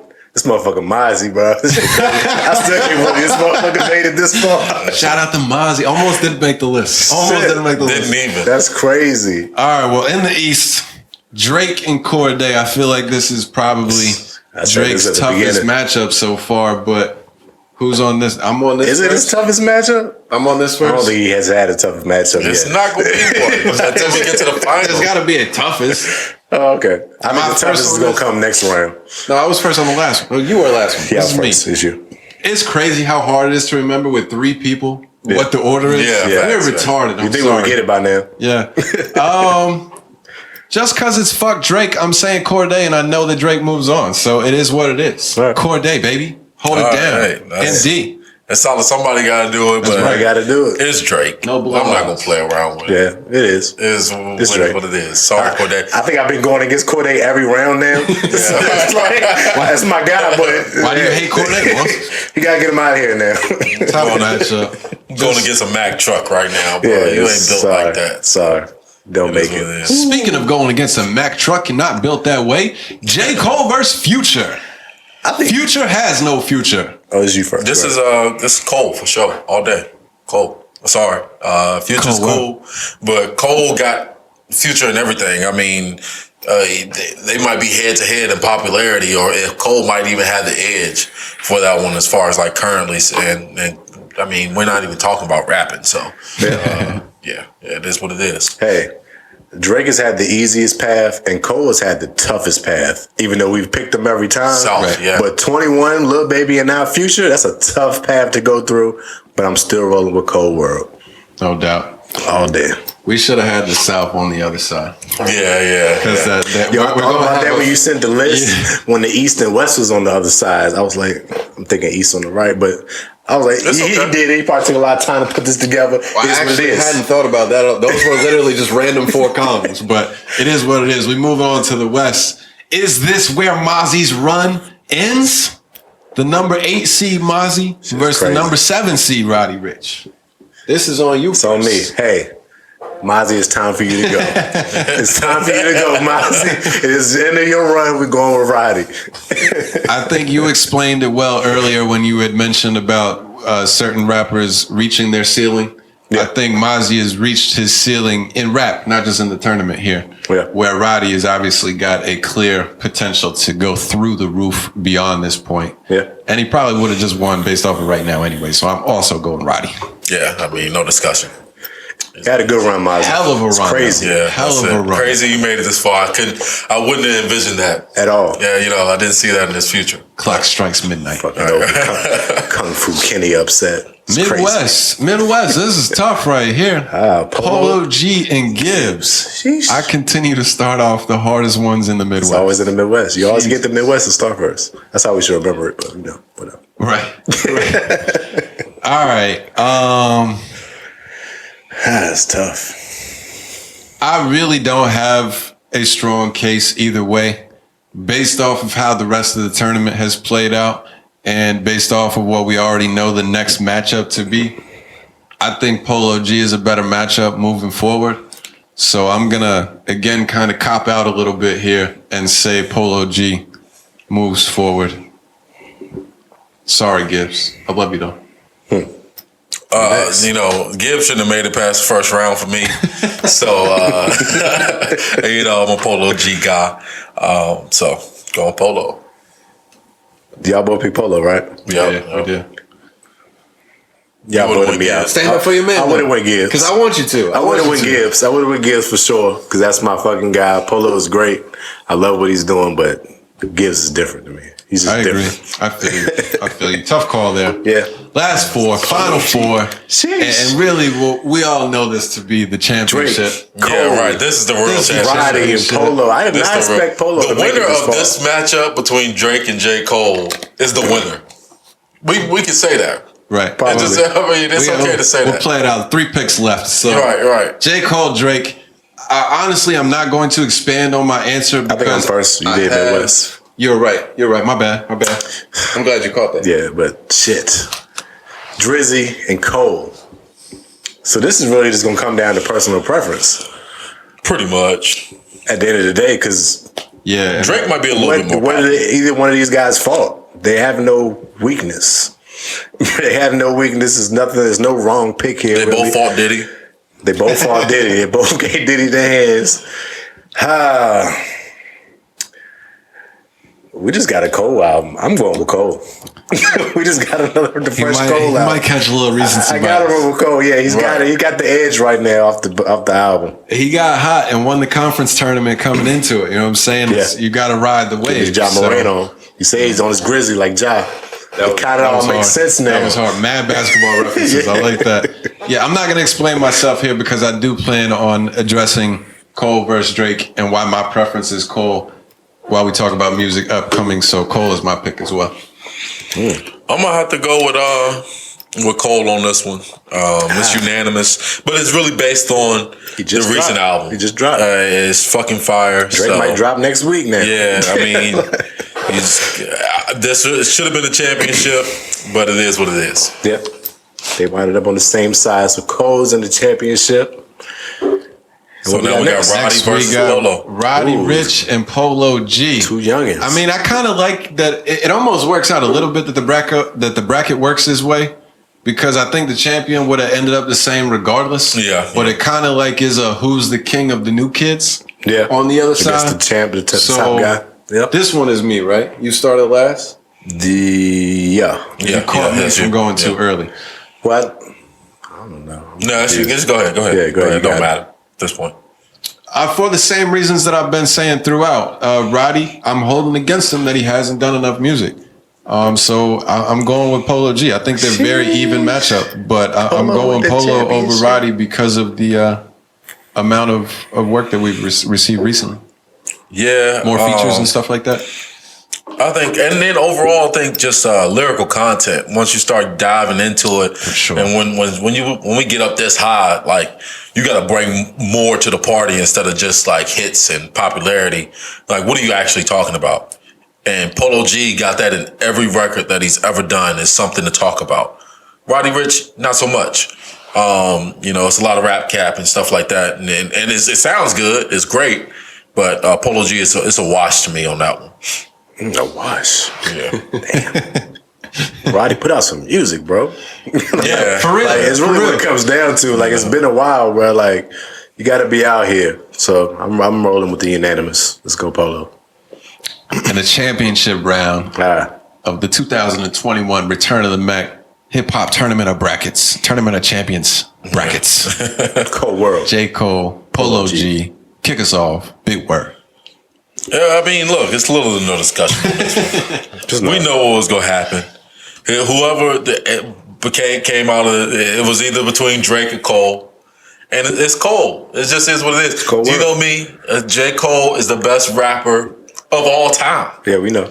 So, extreme. we're going to have to. He's the best rapper of all time. And it's just unmatched. Hopefully, maybe one day, Polo G can aspire to be somebody like a J. Cole, maybe as big. Maybe. But right now, You're a peon. It's Cole's compared world. to. They gonna say we had mad recency bias. Probably Cole do. winning this, but it doesn't matter. Yeah, we probably Did y'all do. hear the album? Right. And if you don't like it, then go do 99 episodes of a podcast, put out your 100th episode, and then say something. Talk your shit, King. This is Talk Return your of the shit, Max King. choice. Right. We don't give a fuck. Recency bias. Cold world. Champion. It's It is the what Mac. Let's go. It is what it is. It is what it is. I was trying to find the perfect Cole song to play here right now, and I just don't know what to do. So There's so many different Cole Yeah. songs. Shit got killed. We gonna get in Just there. Killer just talking shit. That's all you do. Fucking Simba. let's go. Recap of the bracket. We kind of did this throughout, but what are your thoughts about what came together? Any ones that you have just hard objection to? Fucking Ralph M.A.C. Lauren? That's my guy. M.A.C. made it way farther than he should have. Oh, it's gonna be contentious. It is. We're gonna be getting the the text this week. I already know it. I mean, it just shows you how much the South dominates the rap game, honestly. Yeah. It's just Still. based it, and I don't really see that changing anytime soon, or maybe not ever. It's just the South is going to dominate the rap game and produce the abundance of Just what keep we hear. reproducing like Alabama. Just keep coming in every year. Was Dirk your biggest upset that you would have strongly gone against? Dirk or Chance, Dirk or Moneybagg Yo. I think Really? I think giving it a chance was I don't know, it was terrible. That was terrible. Future over Gates is my pick for the one that I have the strongest objection to. But for the most part, I think we did a good job. I think we got a good list there. That was fun. Yep. Absolutely. Shit. The winner is who the winner is. So let's talk about it. Let's talk about it. New music of the week. The only thing that mattered. Off season. J. Cole the King, the off season. Who Story wants to of my kick life. it off, man? Who wants to kick off their thoughts on this masterpiece? Well, look, once I heard the freestyle that he did on the LA Lakers shit, and you know what I rocked. said. I came in the chat right after He that. rocked. There's never been a better rapper He did say this. than J. Cole. And it just is what I'm talking about, like as far as flow, lyrics, popularity, hits. He's literally the total package of a rapper. And he's to me, he might not be your favorite He rapper doesn't of sing all as good time. as Drake, though. So he might not, but he has that ability in his I don't know, his fucking He gets his whatever. melodies off. repertoire. There you go. So I mean, the album itself though I think it's really good. It's a good listen all the way through. I think the surprise features Which, come on, was give it up. no. I mean, it's I'm still just saying, just give it up a little bit. I told you this shit would help. No. told that shit well, bro. I'm not for no features on the album. I'm just about if it's your album and you're a great artist or a good artist, then you shouldn't. Your album shouldn't be littered with features. But tell him what your criteria was. Oh, it's was it 3 features per 10 songs? You shouldn't have more than 10 features or 3 features per 10 songs. I think that's a great baseline Yeah, right. criteria to have. I don't think you're off on that. I think 3 to 4 per 10 is a good number. I think you're giving a 60%, 70% of just you solo songs. Yeah. You had said something where you took it next level and were like, you're whack or the album is trash or something if you do more than that. And I was like, yo, fucking It doesn't make you trash. Relax. It doesn't. Depends on the But I artist. agree with your theory. Depends on the artist. And I don't count singers as features. So I do not count those as features. Those are features, though. Only rap. I mean, yeah. It's technically a features. Only rap But features. they're doing something that you technically You don't cannot want do. by taking a verse away from the song from the artist. Right. That's what you're I saying. don't got you. count those as features. But I like what we got on there. The 21 feature was fire. Moray. Moray comes in and he fits in perfectly on the song. He did. kills the hook. He did. I think he could do a hook for about anybody. Yeah, it's just so good. But Lil Baby, come on. He comes in and slides on that bitch. And it kind of just goes back to what we've seen it recently. Remember when we were talking about Lil Baby and what I said about Lil, this is about Cole for sure. You did say But this. I said that he can get on the track with Cole's and Drake's and hold his own. Yeah. And we've heard him recently on Cole's and Drake tracks, and you like, this is one of the best parts. Not to say that he outshined Cole or nothing like that. There's nothing like that at all. Yeah. But you said hold his own. Right. He did his thing. So I can't remember what it was that you said back when we had that debate, because per usual, I felt like at some point you took it next level. Maybe. But possibly. You are proven right on this, and I'm pretty sure that I doubted that he could hold his own even. So I will give that up. You were right on that one. Hey, right what? That might be like the first. That's not true. It's like the second time in the last couple of weeks, actually. I admit when you're right. You just aren't often, so it doesn't happen. Whatever. This shit felt like a mixtape to me. And not like in a bad way, like more so like I think he took us back to like 06, 07 era Cole, and this is the Cole I've been waiting to see again. I feel like this I Can Fuck Your Bitch Cole has been missing for like the last 3 projects. It's been real. Cole has been trying to sell us that he's the humble, broke, struggling rapper for majority of his career. We know you worth 100 mil, Cole. You can stop acting so humble no more. You need to flex your fucking muscle and show everybody who you are. And that's what he did this whole project to me. He flexed his muscle. And sometimes you got to take it there. You can't keep being humble when you know you're one of the greatest. You got to show everybody and stand on it. And say it. This is another one of those things. You got to say it while you're there. Don't wait till after you fall off and say I was one of the greatest. Say it while you're here and flex your muscle. There's nothing nobody can say. Can't nobody deny it. It is what it is. Show and prove. It's so funny how we can hear things and just interpret them so differently. I hate that mentality, and I didn't catch that. He definitely gave some braggadocious stuff. He was talking shit. And I have no problems with anybody saying, I'm the best, I'm the greatest, y'all can't touch me, all that kind of thing. But I felt like he did it in a cold way, where it's still like the main message was still, I don't know, uplifting positive stuff. And just said, you can't touch me. Like, I got no problems with that. But I just thought the album was perfect. I'm not a good first listen. I usually have an expectation in my mind. It doesn't match up. This was not the case. There wasn't one song on there that I was like, that one was okay, but not really that good. Yeah. They're all in the same tier for me. Literally every single song. Yeah, it's smooth all the way through. What do you think about the secret feature thing, though? Before you get on that, about what you said about first listens usually don't hit the first time. I seen Kaz ask this question on Twitter. He said, how come when an album is bad, you can say it right away, but when you think an album is phenomenal, it's too soon to say like something is a classic? Why is that? What y'all think? So I saw right below that state. I saw the same thing. Right below that, somebody answered the tweet and said, I don't think you should have a strong opinion either way until at least 3 listens. And that made sense to me. Yeah. But I think to answer his question, I mean, if something is bad, I don't think that's hard to tell. If something is good, I don't think that's hard to tell. But the discussion of a classic or it being like a perfect album right away, which is what I just said, it's just too much. Like, you can say he dropped a fire album off of the very first listen.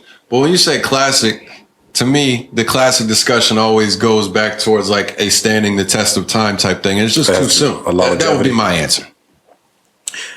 But with that being said, do albums live long enough now in this era to have that weight before you can say it's a classic? I mean, I think so. I think they do. I think the classics do.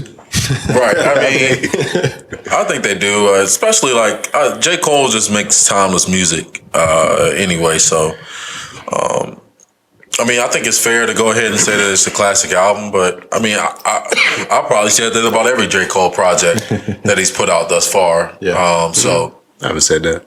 I mean, everyone is classic. Yeah, damn near. I mean, it stacks up against a lot of other people's shit. So, I mean, of course, his catalog is phenomenal. Right. So that's why. I mean, I'm fine with your opinion either way. If that's what you think, that's what you think. If you don't want to, because some shit is so bad that you may not want to listen to it 3 times. So it just is what it is. If that's your first original take, and it might take you, 3 years later to say, you know what, it wasn't that bad. It's fine, No. So, I mean, I don't really have a strong opinion either way on it. But if you want to go ahead and call it a classic after first listen, go ahead. It's fine with me. Yeah. I want to go back to the question about the features. I've seen, I don't have off the top of my head another example, unfortunately, but I have seen a few people do this. I feel like Cole's done it before. Kanye. Specifically, Kanye did? Yeah, he's done it. Okay. Cole specifically did it. I guess it's I not even remember a when feature. Kanye did that shit. Yeah. Anyway, the idea of putting out the feature, or I'm sorry, putting out the track list or having the track list not reflect the featured artist. And you're right, it was on Life of Pablo. He had a bunch that were on there. Right. What do you think about that idea as a whole? I like it from a fan perspective. It's like getting a gift. Yeah. It's a surprise. Like unwrapping the shit and like, shit, I didn't know this was inside. Yeah. This Especially is wild. somebody like Cole who don't have features, which I feel like he should have. Or don't need did. them, necessarily anyway. I mean, features are nice to kind of break it up. It's not about like need. Like, of course, he don't need them, but if you know, it will elevate records, so to speak. If you have a hotter artist that's going to flex Not their every muscle on record, it. though. No, of course not every song. That's what I'm saying. I'm just That's saying. what I'm saying. But sprinkle them in there. Right. And it provides or gives like a certain character to the album as well too. Yeah. Once you do things like that, so I mean, I completely understand it. And I mean, every feature on there was like super unexpected, but everyone hit. It's not like one that was. It made sense. It made sense. Forced. It was in a perfect spot, and like everything, like everybody killed their part. So I'm cool with that. Well, I want to come back to the idea of it made sense. I have a comment on that. But in regards to the secret feature, I think one of the things that an artist can kind of fall victim to when they have features listed is people like me. Just go to those tracks first. People like me immediately go to those tracks first, and you kind of encourage people to not immediately listen That's a to your fact. solo music. Right. So That's when a you fact. have them sprinkled in there still, but it's a surprise. Right. It's like you said, it's an awesome gift when you get to the dope feature, but you're listening through the Cole album for Cole. So I think that's a great decision to still reap the benefit of having the feature while also not being detrimental to your own single songs. Yeah. Right, because it's like if it's a book or something, like you're not really gonna get the book if you start in chapter 6 versus going and reading it through like it was originally intended by the author. So I guess it's like from that same kind of perspective. That's a lot that goes into making albums too, especially if you're the type of artist like Cole, like the sequence of how the album flows. Yeah, you want exactly. people to listen to it, how you put it together, and not just skip all the way through it. But I think it was past due. He needed some records. He already flexed his muscle on being the guy that don't need no features and still had a #1 selling album. We've seen you do that. You don't need to keep proving that to us. I've heard people say that. There's some dumb people out there who don't like the album. Personal preference, but you're stupid to me. I don't think I've seen. I've seen a couple, and some like the knock on is there's not a radio single. I guess they're looking for a single that like ring off. But to me, it's at least 2 of them on there.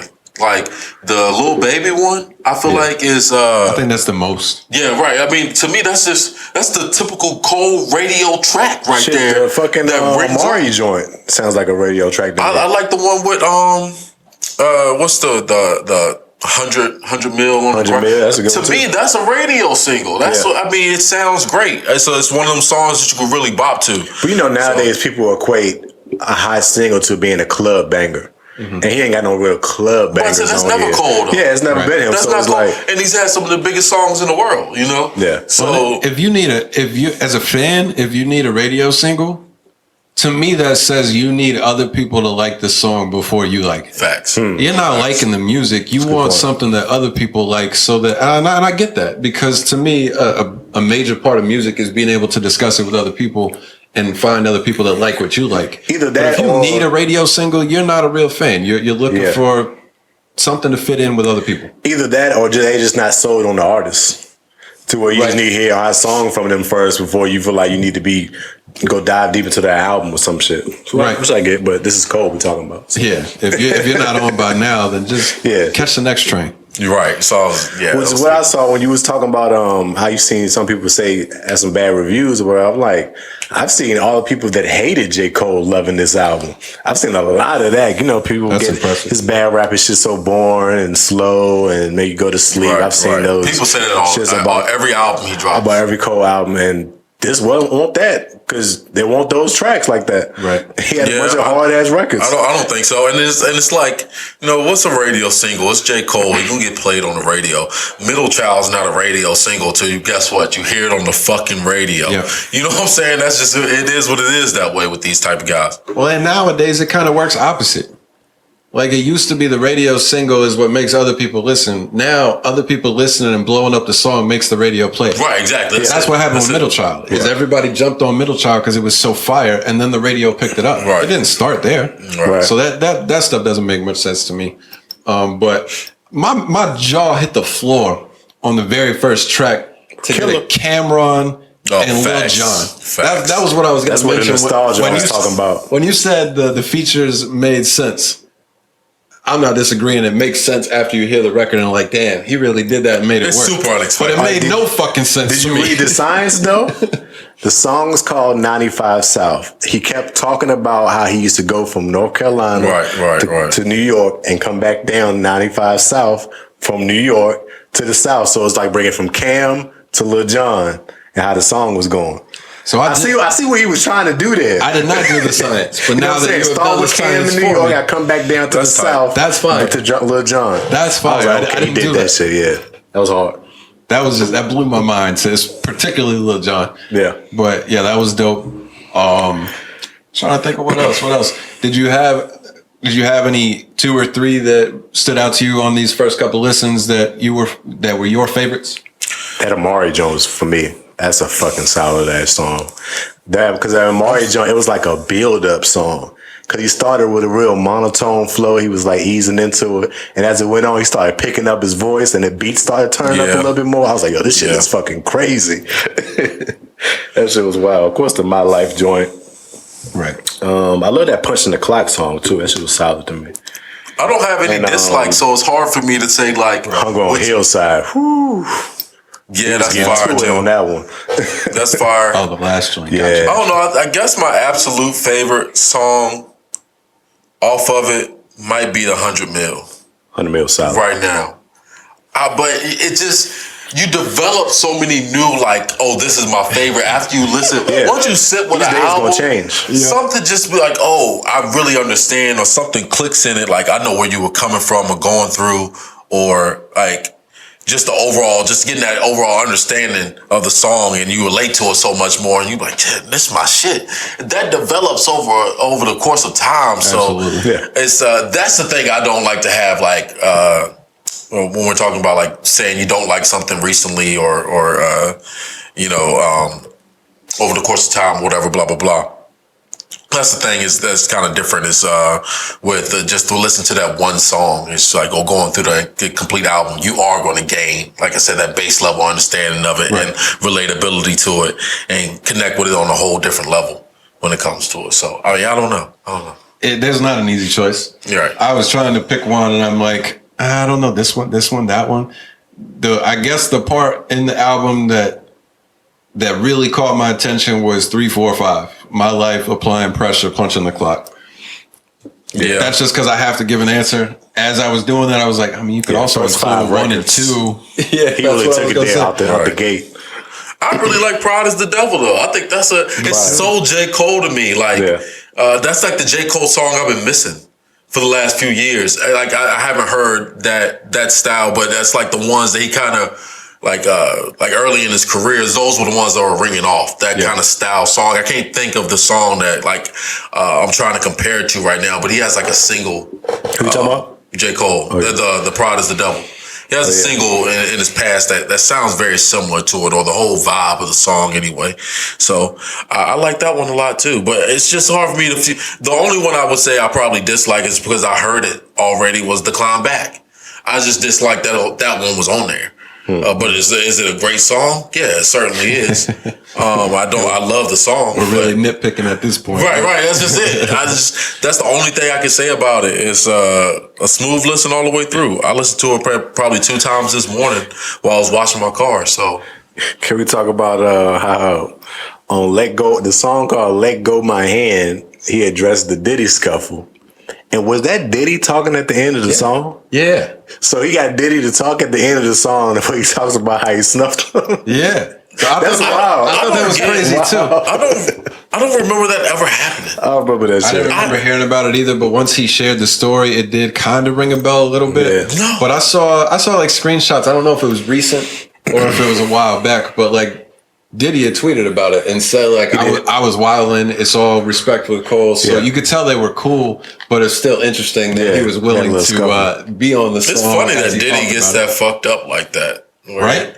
Like trash. It's just like the last person you expect to be in a fight, though. Really? Is Diddy. Have you seen motherfucker talking shit? Diddy is the biggest shit talker. No, I couldn't see him not being in situations like that. He be popping shit, but at the same time, he like a businessman. Well, I doubt type thing. You I don't get the feeling that he's starting the fights physically. Him running his mouth and being drunk, saying crazy shit is what starts the altercation. And then somebody slaps him. And somebody's like, but he slapped Drake though, right? They say he slapped Drake. Supposedly slapped Drake. I get it all mixed up at this point. Yeah, they say he slapped Drake though, so I don't know. He said he stole that song from that beat. Was 0 to 100. 0 to 100. Yeah. That was Diddy's beat. He gave it to Drake to like write his verse to it, and Drake took it to the song itself. Yeah, he just ran with that. Drake just ran with that shit. He said, "No." He probably wrote something fire like, "I can get this shit to Diddy." Won't fucking with that shit. Like, no, I'm kind of fucking with this. And Diddy was probably like, "Shit, that was my key back in. That was, you know what I'm saying? That was his moment." Especially because he wanted him to write for him though. Like he wanted him to write Diddy's verses or whatever. Yeah. That was kind of fucked up. That's one of them. Maybe that's why Cole is the greatest rapper too, because Drake got some shiesty moments in his career where you like, you did kind of just steal that shit though. You did. You know, it's a little fucked it's up. Funny, so. Cole supposedly coming to Kendrick's defense. Yeah. Clearly, I think that's what it was about, right? Yeah, they said he was trying to pour a drink on Kendrick. If Puff was trying to pour a drink on Kendrick. Because of the King of New York shit, the Kendrick said on the Big Sean record. He addressed him about that. And he was really going to pour it. That's what I'm saying. I don't see how this is P. Diddy. Like, this is not the person that I see normally as a guy who would act this volatile. A guy who would try to pour a drink on somebody? Yeah, that's wild. Is this what you get from P. Diddy when you a fucking slime ball? Is that what you get from P. Diddy when you see him? I don't see that. He defended New York. P. Diddy run the city. But he's not the smacker. New York shit fly with somebody from the West Coast. That handles that in his camp. You thinking that he pays some other wild dude to do a Shine type guy to do these things? You get what I'm saying? Maybe if it was somebody that wasn't Kendrick. I don't know. I feel like I'm gonna go address Kendrick myself. Or man, probably Drake too. He probably felt like I could handle a Drake. Yeah, like I can go address him myself. Drake was on the weights and shit. Drake probably got slapped by Drake. I'm Diddy. He probably got slapped by Diddy and then started lifting the weights and shit. Yeah, that's when he got big. Never again. Never again. It's not gonna happen. I'm gonna be the Puff. I'm gonna puff up. That's wild. That's wild. But no, that was like one of the most surprising moments for me on the album, is just to learn that. And I think for a lot of people, that is new information. I feel like you might have the inside lane on that shit, but for a lot of people, that shit is new information. And I think because when it happened, it was like a quick little day of people talking about it, and then it went away. But then it sparks interest for people to listen to the album, or at least just to listen to that song to hear about it. Yeah. It's kind of looks like I don't know, a marketing scheme. I know it's probably not intentional to do that, but just throwing that little bit of information out there just brings so many other people to your album that's just fucking nosy. Right. So, yeah. What did y'all think about the length of it? You know, I'm a big, huge fan. Always have said 12 songs is like a perfect amount. 40-minute runtime is a little bit short. I do wish we got some more music, but songs I'm are pretty never going to say anything bad about somebody that sticks to 12. And I loved on one of the songs where he takes a little jab about people doing 30-song albums. Only doing 100 minutes. And only doing 100th hour or something like that. Excuse me. That was fire. Yeah. Keep that shit out of here. And I also don't think we're getting no J. Cole Deluxe. I think Cole says, this is the project. This is the art that I want to give to you. and I've decided this is the final product. I don't see him saying. I don't see a deluxe more. coming either. I don't see. Know. Y'all ain't see no features either. That's true. So I don't know. I called the hidden features. Yeah, I was thinking about. I called that. I felt like they had to have something. He ain't gonna just let us know he got features if he got them. Right.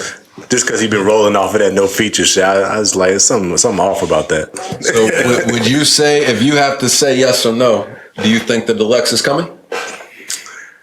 Yes, just because it is 12 songs. Okay.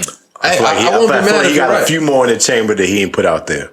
There's no way that he only has 12 songs and making that his album. Agree 100%. I won't be mad if we get more, but I will proudly. I mean, I wouldn't be mad if we don't give props. I'm satisfied. Didn't he say this is it though? Like this is his final album for a while. At least he's gonna focus on some other things. I think he said 3. Yeah, I think there's a few more that are planned already. Yeah. Oh, I thought when he put that out, it was like he said the off season, then something else and something else. To come down or something like that. Yeah. The climb back. Maybe that's what the climb back meant. Yeah. So I mean, is the off season he's gonna take some time off though? Probably. That's Maybe. what he's done that every time. I don't expect to get anything within the next year and a half. I'm thinking this is gonna be a little bit more than that. Like this might be a little longer layoff from Cole than what we've seen. He also mentioned in the documentary something to the effect of, wanting to move into the next phase of his life as being a father, family man kind of thing. So I don't think he's going to drag it out extra long because I think he has a more clear, definitive plan of I'm a rapper, I'm not rapping anymore. I'm on to the next phase of life. So if he said there's more projects to come, I don't think there'd be huge layoffs, but who knows? Yeah, I think I'll probably get them out the way in the next few years. Yeah. For sure. Hey, when is Cole at what point is he gonna turn into the new Jay-Z type dude? No young kids want to hear him, but when we hear him on a song 10 years from now, we're gonna be like, oh shit, it's fucking J. Cole, but the young kids gonna be like, that shit not cool. I don't think it's going to happen because I actually really believe that this is one artist that is going to make his exit and be done. Yeah, I mean, you did say that, but I don't see it because I feel like once you're a rapper, you always gonna have that intrigue at some point. Yeah, I don't think to put something else. There's out. only one rapper that I've known that has retired, and that's fucking Joe Budden. Yeah, he just don't rap, and he just don't rap. Andre's pretty but even close. I think he'll end up rapping it again at some point. But even he's giving you projects or not projects. He's giving you verses, a feature once a year, every now and then. Why couldn't Cole? Some shit like that. He may do that. Just so I want to get my rocks off. Just, you know what I'm saying? Just, I know I can still kill it type shit. He's always going to have that interest. There's no way he's that good and practice that much at that certain craft and not have an interest to jump. If Brett Favre could go out there and throw a pass right now, he would. It's just that he physically mentally, he's always going to be capable of doing that, and he probably will. I won't be shocked if y'all are He took right. a lot of hits in his career, man. I'm just CTE. Well, no, I'm saying mentally for J. Cole more so. Football is physical or anything like that, so can't do that shit forever. I think there's a solid chance that y'all are right, but I just truly believe that Cole is just built different mentally, in that I don't think he feels the same need for, I don't want to say attention, but even just accolades and the desire to be in the public eye, needing to get props for rap. I feel like he is the most comfortable with himself artist that I've really ever seen. So I won't be surprised if he calls it a stop whenever he does and doesn't do it again. He may produce for people or may be a part of music, but I just believe that he won't have that same type of urge that most people do after they finish their career. I feel like it would have to be something that made sense for him to do it once he gets to that point. But the same when you was what you said that you feel like he feels good as a rapper, comfortable as a rapper. I think that's what he was talking about in the documentary. He felt like he got too comfortable. And that's why he went into making his album. I need to flex my muscle a little bit. I ain't got too complacent in where I am in this game or whatever. I think he still has a little bit in him that he feel like he got to prove a little bit. Maybe not prove, but small shit he got to get off. Prove to himself. Yeah. I think you're right about that. Yeah. We'll see. We'll see what happens. Hopefully we get more music. I certainly don't want him to retire. For sure. But I had mentioned while we were doing the bracket, and I had said to y'all earlier in the week, that I was thinking about the reason why Cole, to me, is clearly better than Drake. I hate Drake. I am a hater. Don't get me wrong. But I understand that he is in the upper top tier of rappers of all time, like as a rap artist. So there's no debate for me there. When I watched the Cole documentary and you got to see how he worked and you got to see like you were saying, the honesty with himself about I got comfortable, I got complacent, and I needed to get to where I'm uncomfortable to grow. And seeing him go back to the old house and recording music like upstairs in an attic with a sock on the mic with no computer monitors and shit. It's just it's just that real grimy back to the basics. That's what he put in recorded the hard work. I don't know if the whole thing was recorded there, but he recorded the song. They just showed him working there. Really? Like somebody, the videographer of the documentary came up, knocked on the door, and he's got headphones on in this little closet looking thing, and he's like, "Yo, you scared the shit out of me. What's up?" Like, seeing that kind of stuff is what made it clear to me why Cole is my preference. And I have some comparisons.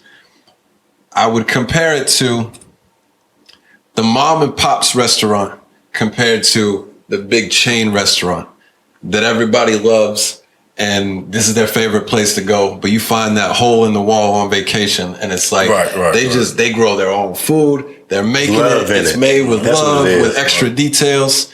I had another comparison of like the really deep character driven movie compared to, all due respect, the Avengers Marvel type shit where everybody loves this stuff and it's fast and Fast and Furious is a great example. Yeah. But it's like, this is just what we know works. Whereas this other movie is like putting in hard work and detail to try to get exactly what they want out of it. And the last one that I had written down is, if you're a fan of the Rocky movies, Rocky 4, Cole is Rocky in Russia, training in the snow, carrying like big boards and shit, pulling cars while Drago is in the gym with electronics hooked up to his muscles and maximizing everything that they can get out of him.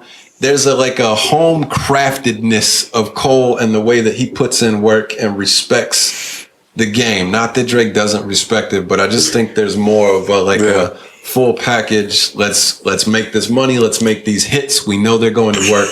Where Cole has had a master plan of what I'm going to do 4 albums later based off of what I want to be as an artist. It's such a big machine behind Drake. Is I guess kind of what you're saying. Yeah. And Cole is like you said, that homegrown kind of dude, like a guy who really seems like more kind of like self-made, even though he came in through Hove on all this shit, like Drake had Wayne at the time, so and then that whole Young Money thing, and not to say that Drake wasn't a powerhouse in that. It's just it's a different approach. Like I said, a machine behind it versus Cole's kind of seems more like self-made. I think the way that Drake and Cole portray themselves are just totally different. Yeah, I think the difference in Cole and Drake to me is we know Cole's story. We've known his whole come up. We've known what he's went through, being a college kid, having his struggle. He's given us a story. He's let us into his life, basically. And Drake has a great talent of making people feel like he relates to them without relating to them at all. We know Drake without knowing shit about Drake. We just know what Drake portrays as being this guy that's great and flamboyant or whatever. But we know Cole's storyline. We've seen his struggles. Like, you don't see Drake's struggles. You never see a chink in Drake doing anything. Right. So when he gets the shit about him not writing shit and people ready to take that shit down because you never see the struggle in Drake. It looks like Drake is just always good. Everything is always great. He's never had an issue. Never no issues in his camp. You never see none of that stuff. But Cole puts it out there a little bit more than Drake. And I think you say that the machine part, Cole got a machine behind him too. Let's not get it twisted. They just package his shit up in a way to where it looks more humbler. It doesn't look like I'm trying to flex on y'all, like I'm better than everybody. Well, what's the package? Or what's the machine? He's one of the biggest artists in the world. He's one of the biggest artists in rap. Yeah, but that's not machine. That's result. What was the machine that got him to there? Oh, he does great rollouts. He does great things to incorporate his fans in whatever he's doing. He just goes about what he does differently. And that's a part of his team. I don't think that's Cole, like, I'm going to just finagle. I think he has a great team behind him that pushes his shit the way he does, too. I disagree. I credit it to Cole. And I'm not, I don't mean nobody has helped. But that's the difference in the artist. You're going to credit that to Cole because Cole has always been open with us about shit. We don't know nothing about what Drake's process is, really. We just know when Drake coming, Drake is coming. And it's just like, it's just a different pull on people, so to speak. I don't know. I feel like I know more about Drake's process than Cole's process, honestly, as far as like creatively and putting out music and stuff. Like, I don't. That shit's hot. Right. Give me a song with that too. Right. And then it's like, I'm hating. You know that Drake is going to be do you think working that's with a lot of knowing though? different You don't know how he got into those relationships with those people or how he built these things to want to do this type of music. I think I've heard him speak about it, but we've never seen it. We always see him just latch on to something, and the song is out. It's like, oh, here you go, biting another style. I think in the interview he had with B-Dot and Radar and shit, he talked about like how he gets personal relationships with people from these different countries or different worlds of music, and he builds rapport with them, and they actually invite him into that, and that influences him to make that type of music. It's not like he's just sitting back in Canada going through YouTube looking and just finding, I'm gonna start doing that now, But if he was to express that to us, people wouldn't criticize him for it in that way. If he was to show that process of, I met Popcorn and all these different artists and worked with them and lived with them or been in their areas and learned about their culture and then put out the music, people wouldn't be like, he just taking from everybody. You know what I'm saying? Yeah. I don't know. I'm not hating on Drake. You know me. I like Drake, so I have nothing negative to say about him at all, really. But just talking about the differences, you know. Oh, chill. I feel you. Ultimately, it's all going to be personal preference. So that's just what I came up with. That when I watched that, you got to check that documentary out. Oh yeah, that's the show. It was it's on my so list. Cool, so it's cool to get to see him working behind the scenes. It was on my feed, but I didn't watch it at the time, and I think the album it came out and stuff. I was more just like, let's get to the music. It's harder to watch something than to listen to something. So I'll definitely check that out as soon as possible. Yeah, it was a good watch. Sure. Well, I'm told by other people that there was other music that came out this week. You don't know of any other music, right? Ain't shit that I checked out. Yeah. But look, it was a great week for me because Cole is again the greatest rapper of all time, and my favorite rapper, possibly my favorite rapper of all time, dropped an album as well too. And so, we got that HBK, Haitian Boy Kodak, Heartbreak Kid, Heartbreak Kodak, you know what I'm saying? We got that album or EP dropped. And how many songs? It's 8 songs. I'm going to be honest about it. It won't gain Kodak any new fans, probably. I think, it's something that you kind of got to listen through. I like it. It's pretty funny. He starts off the album by saying, I ain't doing too much tonight. Like, this is in the hook. I ain't doing too much tonight. I'm giving her a semi-pipe. So that's the first line you hear on the album. And so it's funny. I like that song. It's okay. The second song, Z like Jamaican or something like that. Weird record right there. Z look Jamaican. That's good. I like that. But to me, the standout by far is Dirty K. Really, it's just a real solid song. He talking some real shit. He calling out a lot of people, saying that Post Malone and Adam Levine they done had records they recorded a long time ago. And he ain't heard them yet, and so it looks like they ain't gonna drop them. But he said, "I wish they would put them out." He wasn't popping shit at them. No, but he calling them out. I'm not saying he popping shit or but he calling them out. He putting pressure on it, like letting you know, hey, I got records with these people, but they ain't dropping them because of like who Kodak is and who he became. Like there's too much attached to his name. Issues, brother. These are super popular pop stars. It's not just no single out. Right. It's not just the legal issues. It's the kind of controversy that he's had in his past as well. Just the things that he said, it's turned a lot of people off. you know, So basically, you don't want Joe Bruno was his last one you're getting from that caliber of people. Most likely from that group of kind of people. It's gonna be all kind of rappers now. He ain't gonna get that Ed Sheeran that he was looking for. If he just chilled for 9 months, people move on past all that stuff real quick. I don't know. Some of the stuff he said is just really bad. That people never forget. Like he said that I don't like black bitches. Remember when he said that shit? He said so that was a while ago. People hated him when he said that.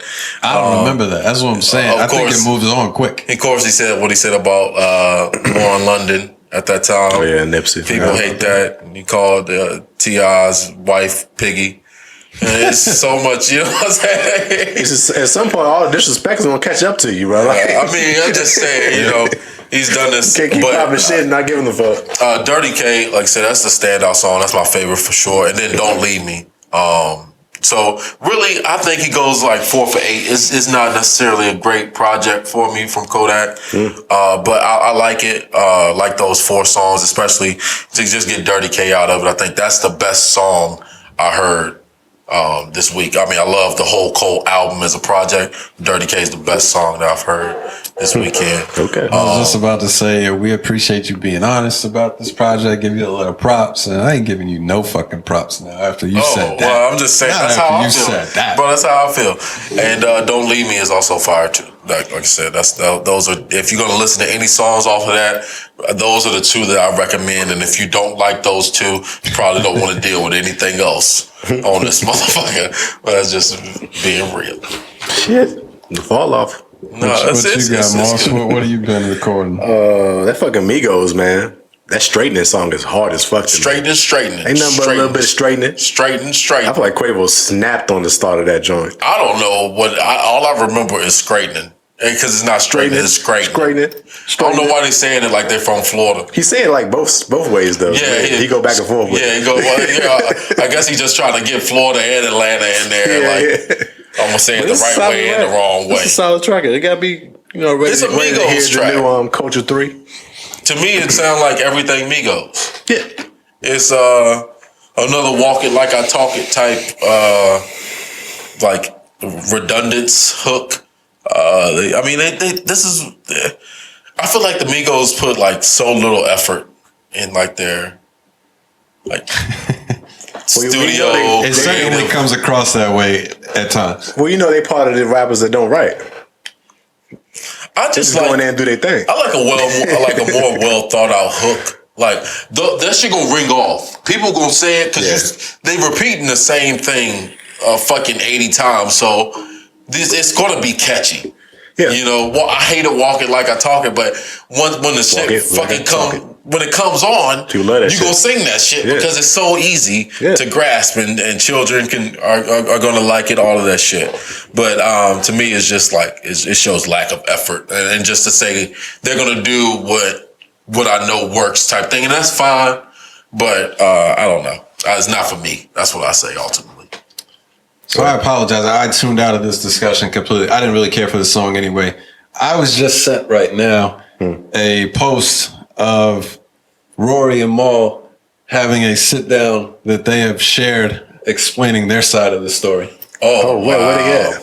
I don't know. They had Quincy said they're putting it up through Vimeo for like. That's what Wayno recorded with Alex and them.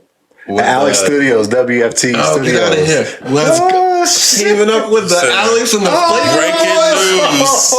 Breaking news. Let's finish any other new music y'all got, and then I don't have anything else. I did, but I kind of want to see what the fuck is going on. Go ahead, and we're going to pause and catch the trailer after that before we discuss JBP, which was our next topic anyway. Shit. All right. Well, Nicki put out one of her old mixtapes. Facts. With like 3 new songs or some shit like that. Yeah, there's a few new records on there. Of course, the most importantly was the Drake and Wayne joint.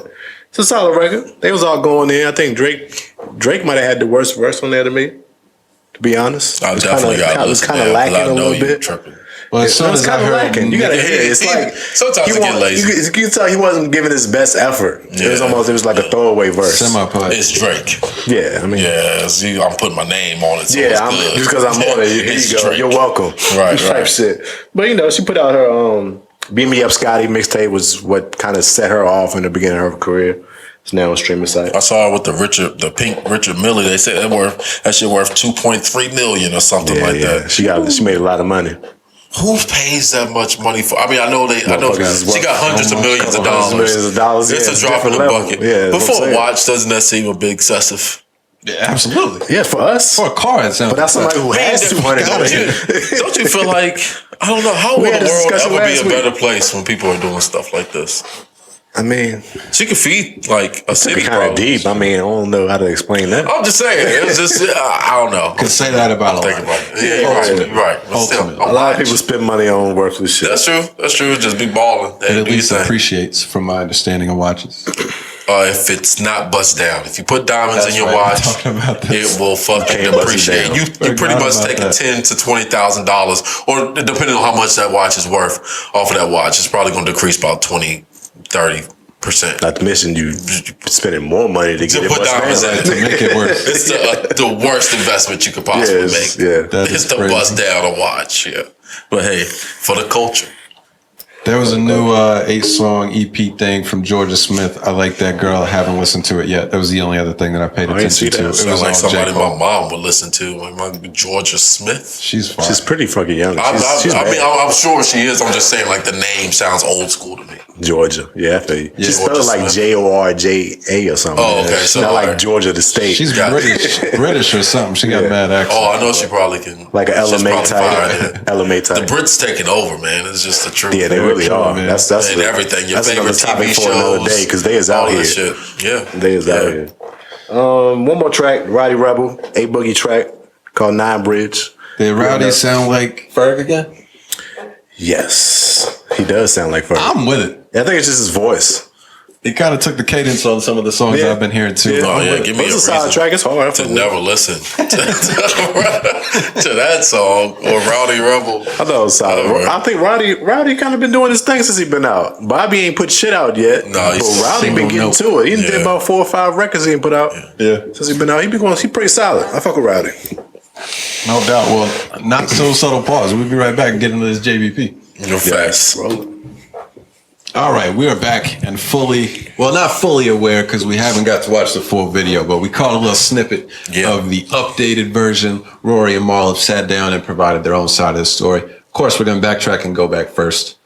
The only update that I'll give to get us to this point is the boys are back out of business. Back together about 2 weeks ago, had their reconciliation, hashed out their differences. Me and Moss both we were talking about it after I had caught up and heard what happened, and we both agreed that it seemed like moving forward, this is probably going to come up again at some point. You could tell there was enough tension, especially in Maul. Yeah, particularly with Maul and Joe, that you could see their different way. Their morals or whatever you want to call it were not in line. That this was going to be an eventual problem again. Yeah. Fast forward 2 episodes later, and we wake up Wednesday morning. They went on a vacation for a week again. After the first 2 episodes, they came back. Vacation. They went on vacation. They did one episode together after reconciling, correct? Yeah. Okay. Well, 2. They did the one where they address it in the Saturday episode. Right. Yeah.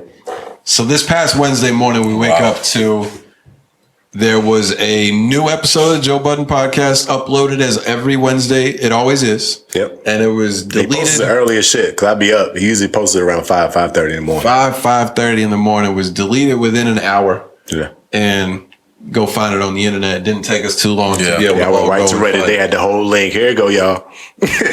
Did you end up watching it or listening to it? Yeah, for most of it, yeah. Okay. So we all caught it. Yeah. I don't even know where to jump into it, to be honest.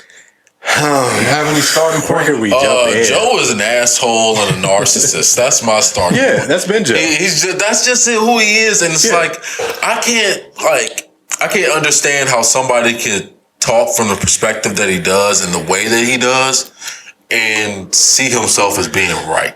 I don't get how that's possible. Though. That's been Joe's character his whole career. The people who have known him.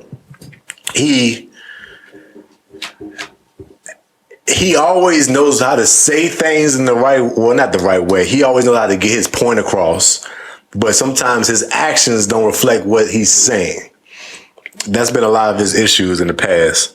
You saying they don't line up the actions with the words? Not necessarily. And the way of course, the way he said shit always rubs people the wrong way. He never said shit in the right way that come across if you're trying to get a point across to somebody, right. which I understand. And it's like, well, they left, and what the fuck happened? And he went into it. They didn't show up for the day of the pod or whatever. He said he hadn't spoken to them the whole time they was on that vacation. Nobody had talked at all. So again, more communication issues. And I guess he expected them to still show up. Well, actually, he said he didn't expect them to show up. He said he expected them to not show up since they hadn't talked. And they didn't. And he went in and started just ripping them a little bit. He was kind of killing them all the way. Fired them on air, basically right on the pod. Told both of them they can't come back. It's done. Said he would sue them if they put out a pod. I don't know if you heard the pod this morning that they put out. It's a different tone. Again, listener. It's a different tone. You say never again, listener. You done? I'm done. You done with JVP for real? Well, I mean, I had gotten annoyed with the pod as a whole. Right. Probably 6-7 months ago. I just felt like towards the end of the Spotify deal and after the Spotify deal, to me it became. And that's where all the problems you could see happening. Yeah, definitely. On screen, on the pod, you could see there was some differences, a little tension. But to me, the thing that bothered or annoyed me so much was it was such a constant, long ranting topic of Joe and the deal and how the deal was, how they were fucked in the deal and stuff with Spotify and how he had made boss moves to make this next thing happen, get the Patreon, whatever.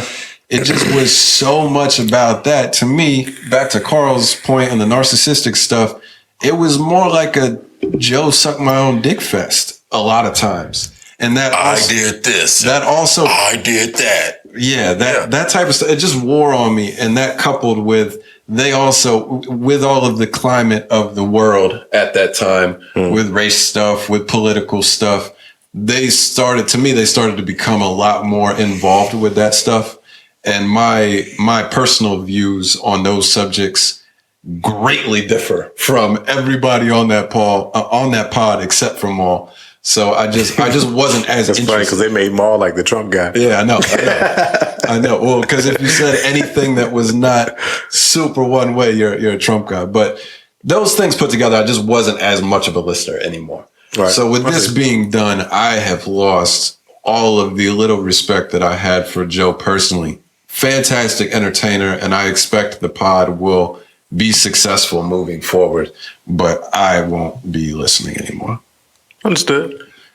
But do you mind explaining a little bit? You had, in the discussions that we've had in the chat and stuff, you had kind of said that at least a partial portion of what Joe was saying or doing, you felt was reasonable, correct, whatever you want to call it. You mind speaking to that a little bit? I think we was having differences about first of all, I think all of them did wrong in handling this situation. All of them are at fault. Sure. I don't think one's righter than the other, whatever.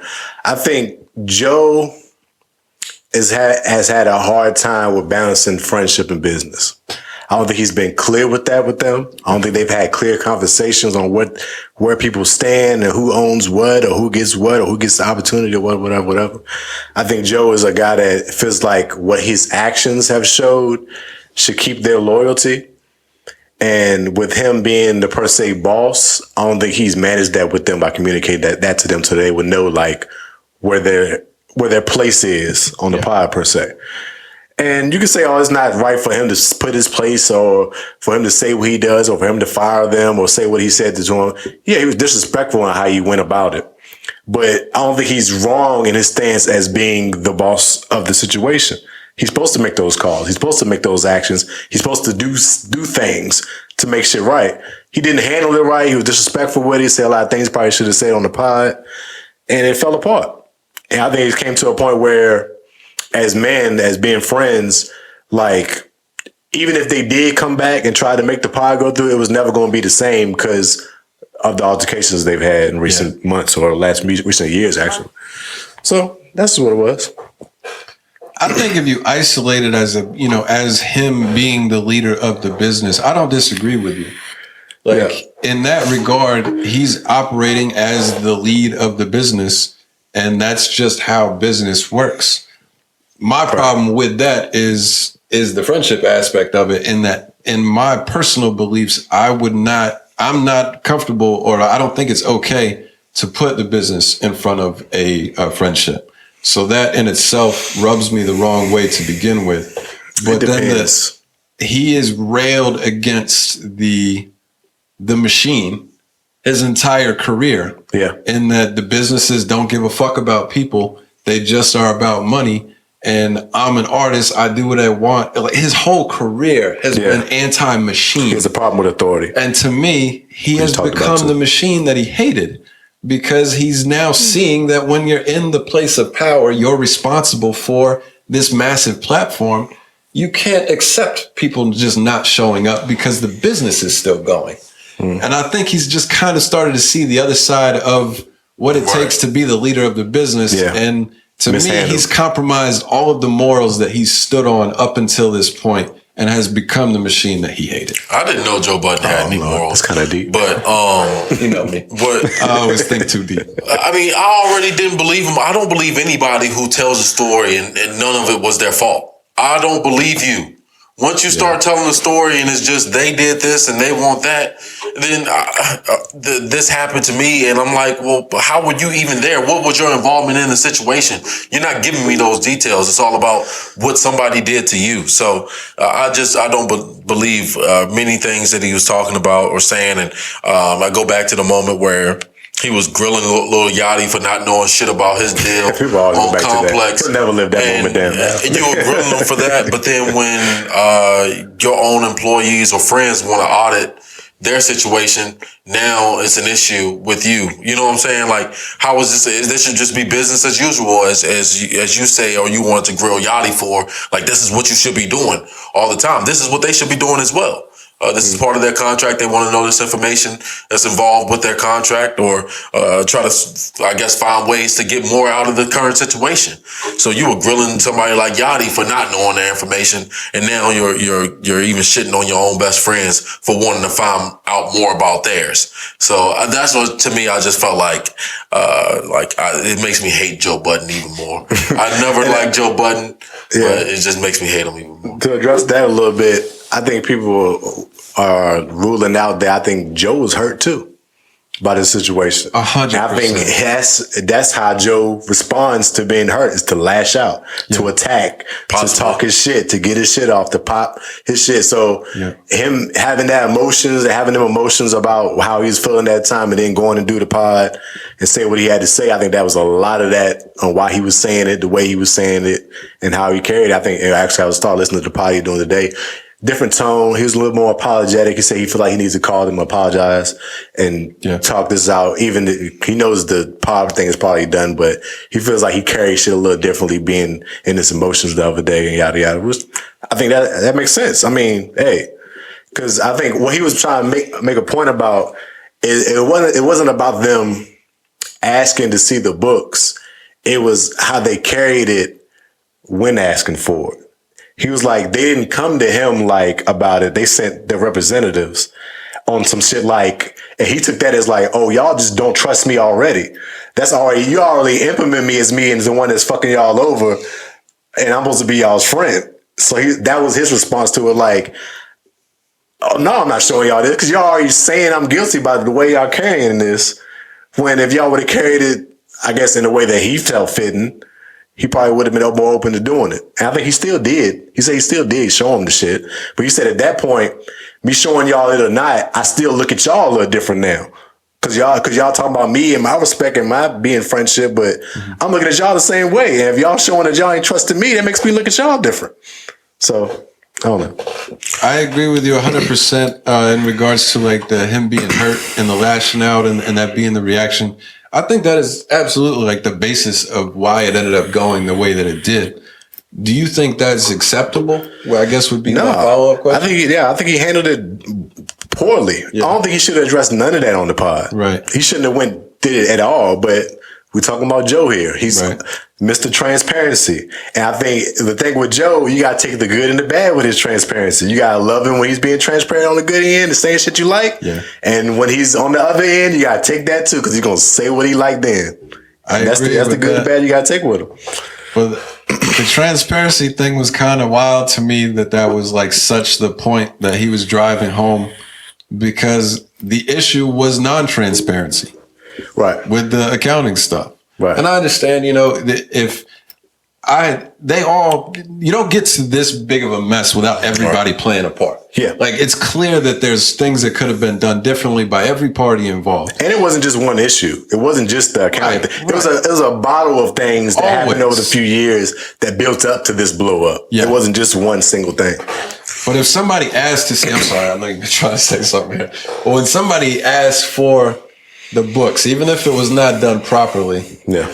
I mean, when you refuse, at least initially, that just screams, I'm hiding. You know what I mean? Right, so at that point, you're going to cause the other party to... Just handle your business. This is what you do. It's a businessman. Who gives a fuck if they sent their representatives? That's what they're supposed to do. That's why they are representatives. I get you. This is the gray area when you talk about business and friendship. It's like, how is it supposed to be handled? But Joe should have just kept it like business. That's what I'm saying. He's the boss. So he should have just treated it as fuck your feelings in this situation. It is what it is. I'll let y'all audit these books if y'all want to. It's you know, why try to hide it?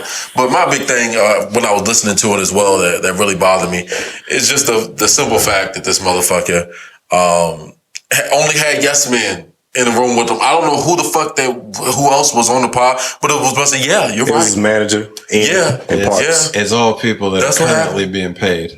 Right, exactly. You don't want to get fired next. Their opinions, that's how I hear it. They could have legitimately agreed. But when you have all people that are being paid by you, it's hard for them to present it. It makes you look like so much more of an asshole and worse of a person to me. And I'm like, my thoughts can never align with somebody like Joe Budden. It's just how I feel about it. You know what I'm saying? We can never be adjacent in any kind of way. Yeah, like, I don't know.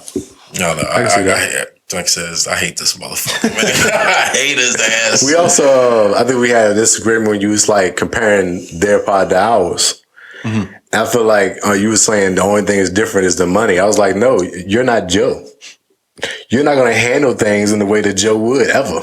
Right. It's like we would have a conversation about anything that happens before it happens. Right. I don't think it would carry that way because you don't have this personality.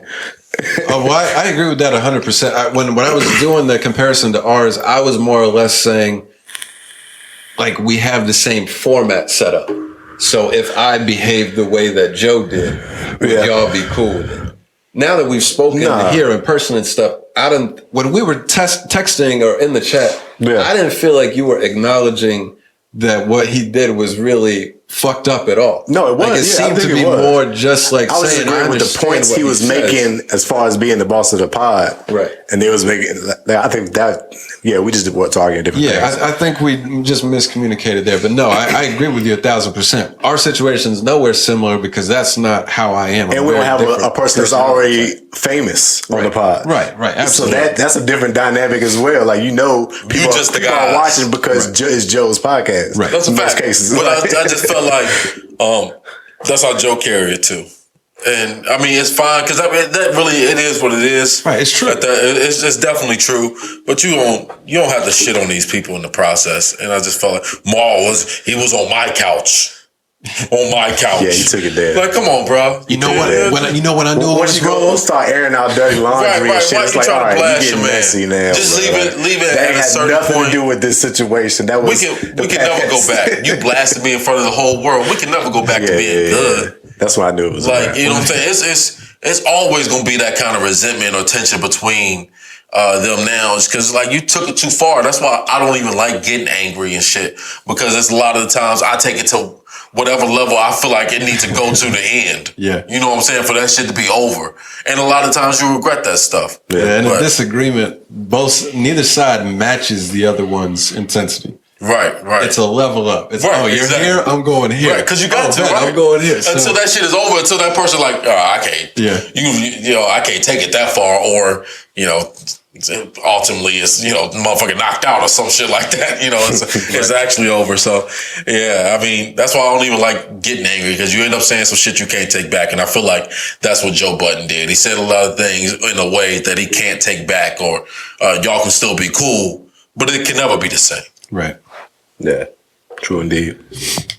Well, I expected that to be longer. We were fairly it was similar too. page. I think we cleared up where we were not understanding each other from the chat, but unfortunate situation. It is. In all honesty, as much as I mentioned getting annoyed with the style of the pod as it had progressed, but they're a massive podcast, and they were obviously great friends for a very long time. It really sucks to see it kind of fall apart. As I mentioned before, I don't expect the Joe Budden Podcast to fall apart.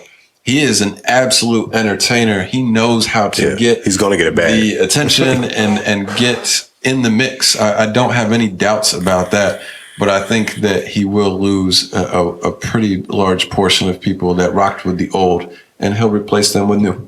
Yeah, well, he already has. Who's other friends? Right. Ish and Ice. Well, I think that pretty much wraps up our Joe Budden discussion, but we got some few sports things that were interesting throughout the week. Yeah, man. What caught your eye, Mr. Word? NFL schedules. Finally!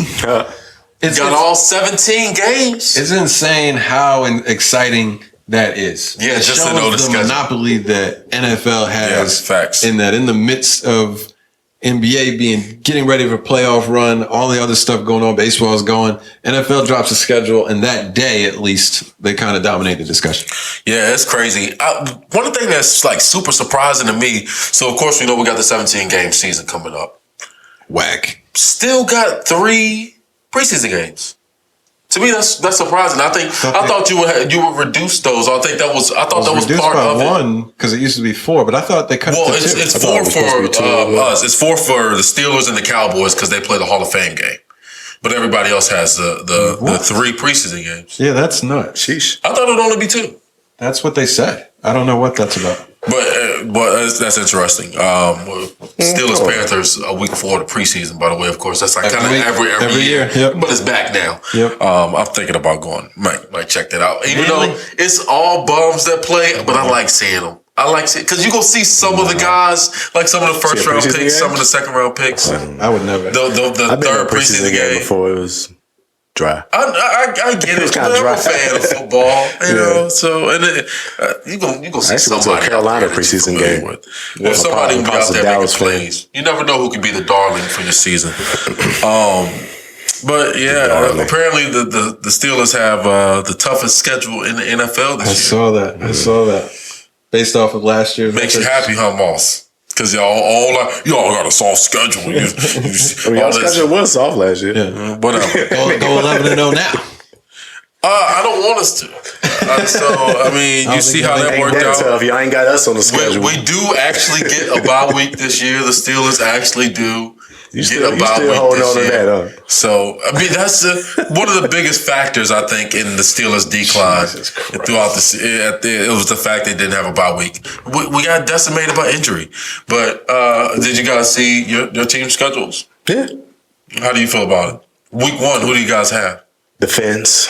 The Fins? Dolphins. Oh, that might be a decent game. Yeah, should be And a good. new look for the Fins. New look Pats kind of coming through. Who knows? Mac Jones might be the And, starter. of course, the big talk. We got the Bucks on the schedule this year. Oh, yeah. Week 4. Brady comes back to Foxborough. That's going to be great. The NFL did a great job in Oh, yeah. creating a Storylines. lot of storylines. Yeah. We kick off the year with the Jets. So the Darnold versus the Jets. Oh, week 1. nice. Yeah. Nice. Week 1. That- Show me what you got, Darnold. Right Set away. it up, set Throw it him in up. the fire. If you don't ball that game, you kind of got to be out Oh, on it, and right? what's his name? Wilson? Yeah, Zach Wilson. Wilson, Yeah, his Wilson will be first first game. game. Yeah, that's going to be coming. Yeah, I feel like Zach Wilson's gonna get hurt. I think he'd be like looks an so amazing, like talented wise quarterback, but I feel like he's just one of those guys that's prone to injuries so much. We'll see. He looks so tiny. Yeah, we start off on the road at the Bills, so that'll be a pretty good game. It's gonna be a tough game for sure. 7th straight season, the Steelers have started the season off on the road. It's interesting. I don't know where our game is at. Week 1. I don't know either. I don't know. Yeah, I think we play in Miami. But in Miami, Do you know what what divisions you play? I know that we have the NFC East, which I was excited about, and the AFC East. That's what y'all are, right? Yep. Yeah. Steelers have the we NFC play North. both of those two. this year. That was another revenge game situation. We play the Pats, so it'll be Cam play back in Pats. Charlotte for the first time. Oh, okay, nice, Yep. nice. Those were really the only two that I specifically remember. I know in general what teams we play, but It is what it is. Yeah, I mean, it just gets you a little bit more hype. But again, until you realize the season is like fucking 4 months away. You're like, God damn. But hopefully time flies by and preseason ball will be here before you know it, probably. So that's dope. Tim Tebow. Back in the league. You have any other scheduled stuff? No. Yeah, they didn't have anything. Tebow. Signed to the Jaguars, 1 year deal. He's going to play tight end. Back with Urban. I don't think he's going to make the team. He probably won't. I highly doubt that he will make the team. I do think ultimately I don't have a huge issue with him getting the opportunity. It's all about who you know. But if Timo, I don't know. Anybody else would not get that same shot at 33 years old that wasn't a successful player to begin with. I mean, he's never played tight end in his life. Yeah, that's what makes you think about it. Yeah, he's never played tight end a day in his life. And it's what makes you think at 33 playing quarterback? Right.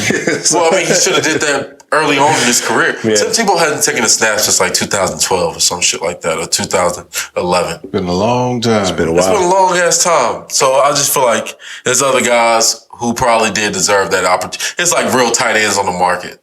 Yeah. You know, it's real guys who was on somebody's practice squad last year that really could have used that opportunity more than Tim Tebow. But it is what it is. And people gotta let Cap go, bro. People gotta stop bringing up Cap every time somebody gets in the league or something. Not even a people close gotta let it go. comparison. I love Cap. I wish he would have got back in when it was a convenient time to be back in.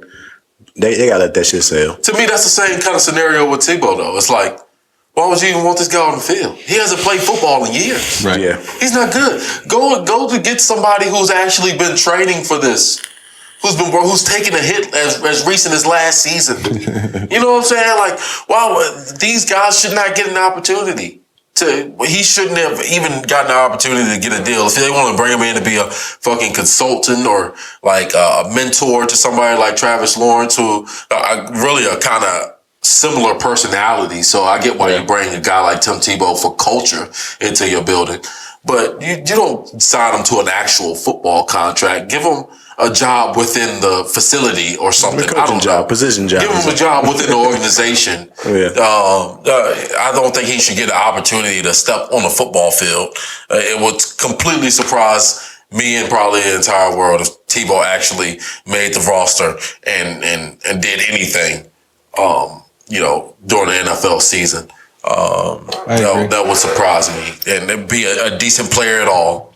I mean, I see him out there getting ragdolled if that should actually happen. So, I don't think he's gonna get a real chance. I don't think he's gonna make it and stuff. I legitimately don't understand the anger at him having an opportunity, though. That to me, that's just hater. That's just hater type shit. These people don't care. People don't actually care about some random guy that wasn't going to make the lineup anyway, not being able to get a shot at tight end. It has nothing to do with the person that's losing out on the opportunity. Tebow is a polarizing figure. It's just because it's Tebow. If there was a random other person that was well out of the league for 5-6 years, whatever the case may be, and he fits the same mold as Tebow, but it's not Tebow, nobody cares. That's my opinion. I don't think anybody cares. And I won't be that guy, but I will be that guy. If he was black, nobody'd give a fuck either. That's what I'm saying. It's only because he's a white guy and you can say white privilege. Well, no. If he was black, what I'm saying is he wouldn't have got the opportunity. Maybe so. You can make that case. I won't argue with it either. Yeah. And I think mine is still strong as well. Ain't nobody trying to, that's a bad example. That's a bad example. I was going to say Ray Rice. That's a bad example. You caught it, though. Dez Bryant. Right, people ain't trying to just playing. He was pretty pissed about it. He was only gone for a year, right? I think. Is that right? He played last year. He did last year, but I'm saying he missed a year in between being re-signed, coming back to the league. Yeah. So it's a little different with only one season missed, but that is another player that was gone. And the quarterback to like skill position transition is really one of them four, like quarterback to wide receiver or quarterback to tight end. We've seen that be successful. I think it would have really worked for Tim Tebow if he would have done it early in his career when people told him that he needed to convert to a tight end or running back at that time. But That's now, another like one I of those said, things. If he was black, they would have made him a slot receiver. anyway, he would have never got the opportunity to throw a football unless it was a trick play. It better be a reverse, boot, cowboy, XYZ pass. I don't know, down the seam. But that's the only way Tim Tebow would have touched the ball if he was a black man. The way he threw the football in the NFL during this time. So, I don't know. Giant Slayer, though. What? I mean, he killed the Steelers. He got y'all up out of there. Is that what you're trying to say? I mean, and he threw a great pass. We appreciate that. We whooped that ass the next round. Yeah, right. That was Thanks. Sickle cell was the biggest difference in that game. Yeah. I mean, it takes out. He throws a pass over the middle where our starting safety would normally be. So, yeah. Hey. There's no reason to even be close in a game with him at quarterback. Probably not. But I think they came back though. It was like some shit. He came back and we had a game in hand. On it. It was the first play overtime. They came back because he used to do that third, fourth quarter shit all the time, and he make a couple plays in the third and fourth quarter. And if your offense don't put him to sleep, right? If your offense don't put him to sleep, then Tim Tebow can make a couple plays. I think it was like a 13-13 game, like going to overtime. I think it was dumb low scoring. Yeah, I mean, but it might have been 13-3. Or something like that going into the third. Yeah. Like we were dominating the football game the entire time. Right. And then all of a sudden this motherfucker score a touchdown and they kick a field goal and it's a tie game. Yeah. That's when y'all was deep in and playing down the team's level. Y'all was doing that a lot during that time. Not much has changed. That's just kind of the Steelers football. But, we'll push through and hopefully we'll come out with a winning record this year as well. Yeah. What else did you have? Sports-wise, NBA.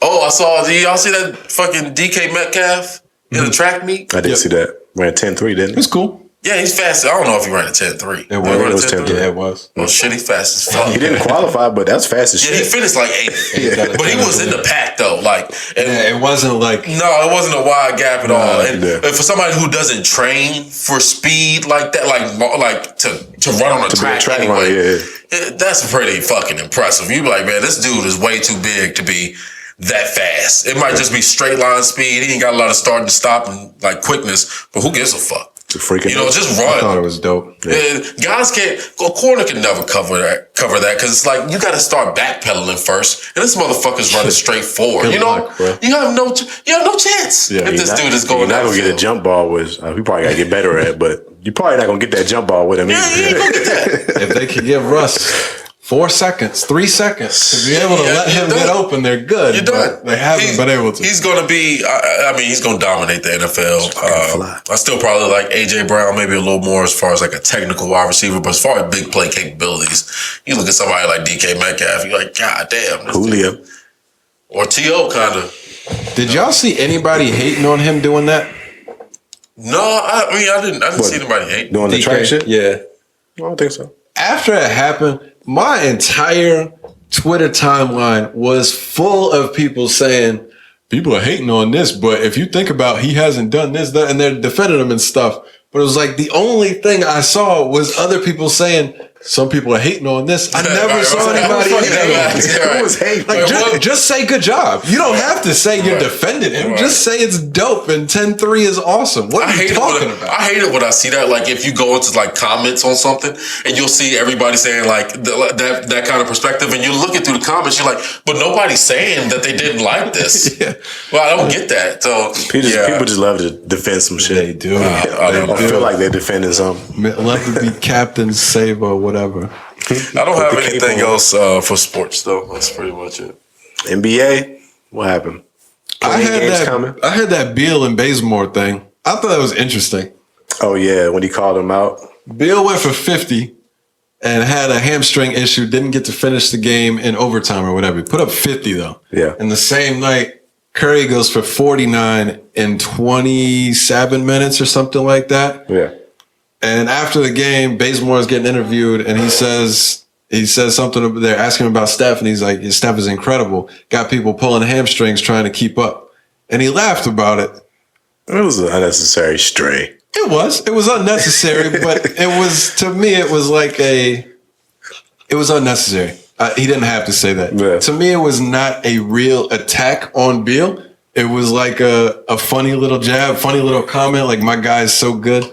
Y'all got to hurt yourself trying to keep up. I don't think he meant anything by it. But Beal went nuts on Twitter. He was not feeling that shit. Bill don't seem like the guy that's with the play or with the funnies. Yeah, apparently not. I feel like if you don't got like no personal relationship with you, like, don't be joking with me like that, bro. Yeah, he was not having it. And then I saw, he came on whatever the ESPN show is and explained a little bit about it. He elaborated that he's had an injury, or had issues with injury in the past, and didn't like him commenting on that and stuff. Yeah, I understand, not being a fan of what he said, but I thought he looked extremely sensitive, reacting the way that he did. And Bazemore ended up responding back afterwards, saying, "I'm not getting into this back and forth kind of thing," and just deaded it. But it was even exciting. He started it. He did. I mean, I feel like he was lighthearted with it. I don't think he mean no ill intent, but still, you took a shot for no reason, bro. Like, what you doing? Here's what some of these NBA players just fiery. I said, I guess some of these NBA players just fiery, like your man, Udonis Haslem, over getting the game for 3 minutes. And, first game of the season. And punch somebody in the face. The finger up in somebody Dwight's eyes. Like I said, it just reminded me of this.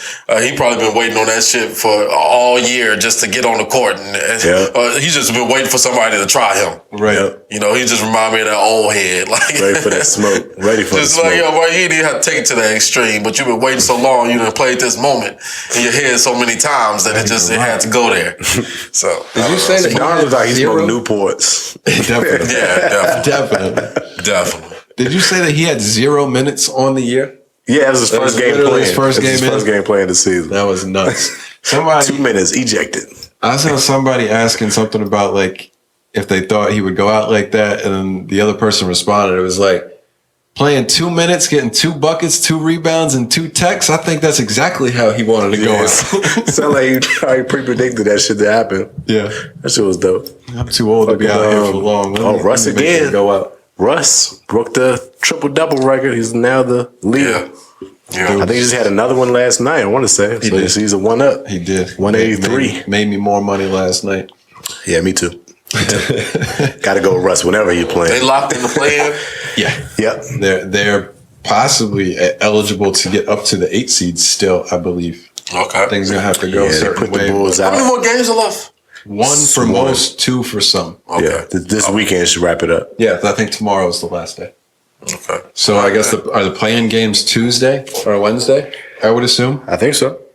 That's probably start next week. Play-in games are going to be fun. Yeah. One game elimination is not the case in the NBA ever. It's going to be live. That's going to be dope. Wish we was freaking at full strength, but hey, we got to work with what we got. JB went out. I don't mean any disrespect with this question. Would you rather just get out during the play-in and not have to get a first round beatdown, if you will? Or would you rather make the tournament? I want us to make the playoffs. All right. Yeah, I said tournament and playoffs. Yeah, I want us to make the playoffs. I feel you. It's going to end up being like... I got to play Charlotte looking like right now. Whew. If you get in, it's going to end up being Philly or Milwaukee. Or no, it's Brooklyn. Brooklyn in second. Yeah. I think their big three is playing today. Yeah, everybody's back. Harden, KD, and Kyrie. Yeah, I seen that. All coming back right on time for the playoffs in the second seed.